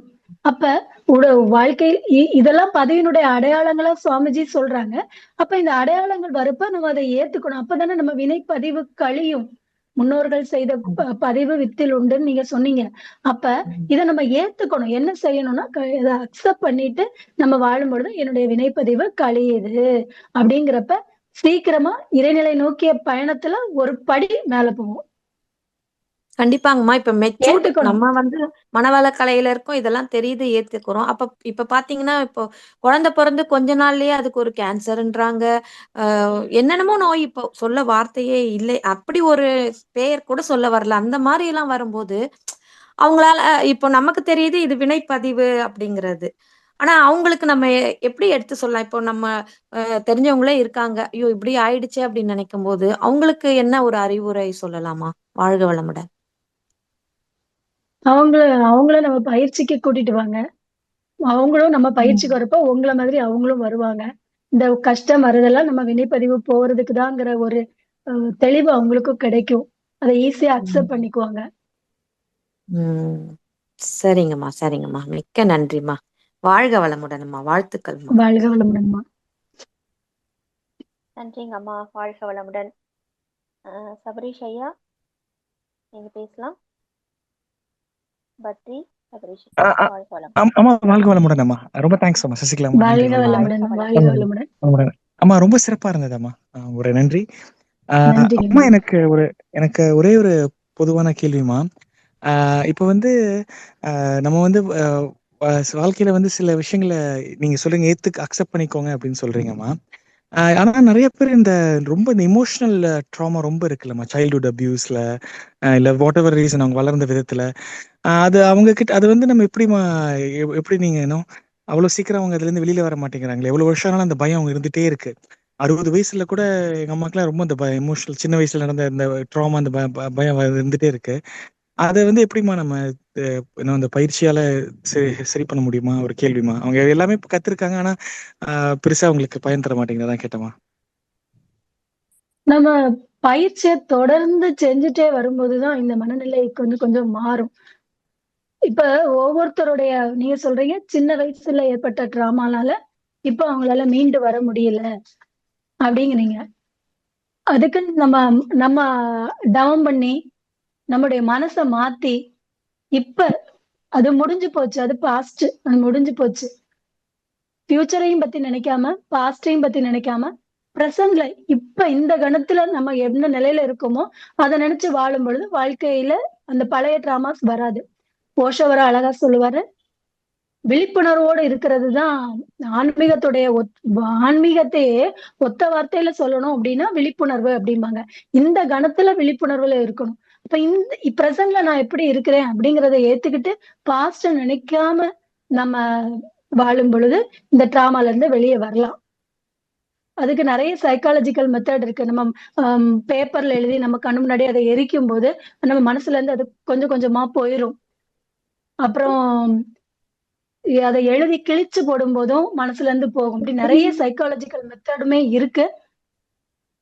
அதையும் ஃபாலோ பண்ணிட்டு இந்த கணத்துல நம்ம வாழணும். ஒவ்வொரு மொமெண்ட்டையும் என்ஜாய் பண்ணணும். இன்னைக்கு சாப்பிட சாப்பாடு இருக்கா, நல்ல நல்ல உணவு இருக்கா, உடை இருக்கா, உறைவிடம் இருக்கா, இந்த மொமெண்ட்ல நான் நல்லா இருக்கிறேனா, இந்த மொமெண்ட்ல நல்லா என்ஜாய் பண்ணனா, இந்த மொமெண்ட்ல என் லைஃப் ஹாப்பியா இருக்கா அப்படின்னு நினைச்சு வாழும் பொழுது கொஞ்சம் கொஞ்சமா வெளியே வந்துடலாம். நன்றி சொல்லிட்டு இந்த கணத்துக்கு நன்றி சொல்லிட்டு வாழும்போது அப்ப இந்த இறைவனே நினைப்பாரு, ஆஹா இந்த பிள்ளைக்கு இவ்வளவு கஷ்டத்தை கொடுத்தாலும் இந்த கணத்துல கிடைச்சிருக்கிறதுக்கு நன்றி சொல்லுதே, அப்ப நம்ம இன்னும் கொடுக்கணுமே அப்படின்னு பிரபஞ்சமே நமக்கு பதில் சொல்லும். சரிங்கம்மா. ரொம்ப ரொம்ப சிறப்பான பதில். ரொம்ப நன்றி அம்மா. வாழ்க வளமுடன். நன்றிங்க ஐயா. சபரீஷ் நன்றி ஐயா நன்றி. வாழ்க வளமுடன். வாழ்க வளமுடன். நன்றிங்க அம்மா. இவ்வளோ நேரம் ரொம்ப சிறப்பாக நிறைய அன்பர்கள் வந்து கேள்வி கேட்டிருக்காங்க. நிறைய உங்களுக்கு வந்து சேட் பாக்ஸில் நிறைய வாழ்த்துக்கள் தெரிவிச்சிருக்காங்க. நீங்கள் பேச இருப்பவரிலிருந்து இப்போ பதில் கொடுத்த வரைக்கும் ரொம்ப சிறப்பு, ரொம்ப அருமையாக இருந்தது, பயனுள்ளதாக இருந்ததுன்னு சொல்லிட்டு உங்களுக்கு நிறைய அன்பர்கள் வந்து வாழ்த்துக்கள் கொடுத்துருக்காங்க. அவங்களுக்கும் நம்ம வந்து நன்றி தெரிவித்துக் கொள்கிறோம். வாழ்க வளமுடன். நம் கடமை அறவாழ்வின் நாட்டத்தே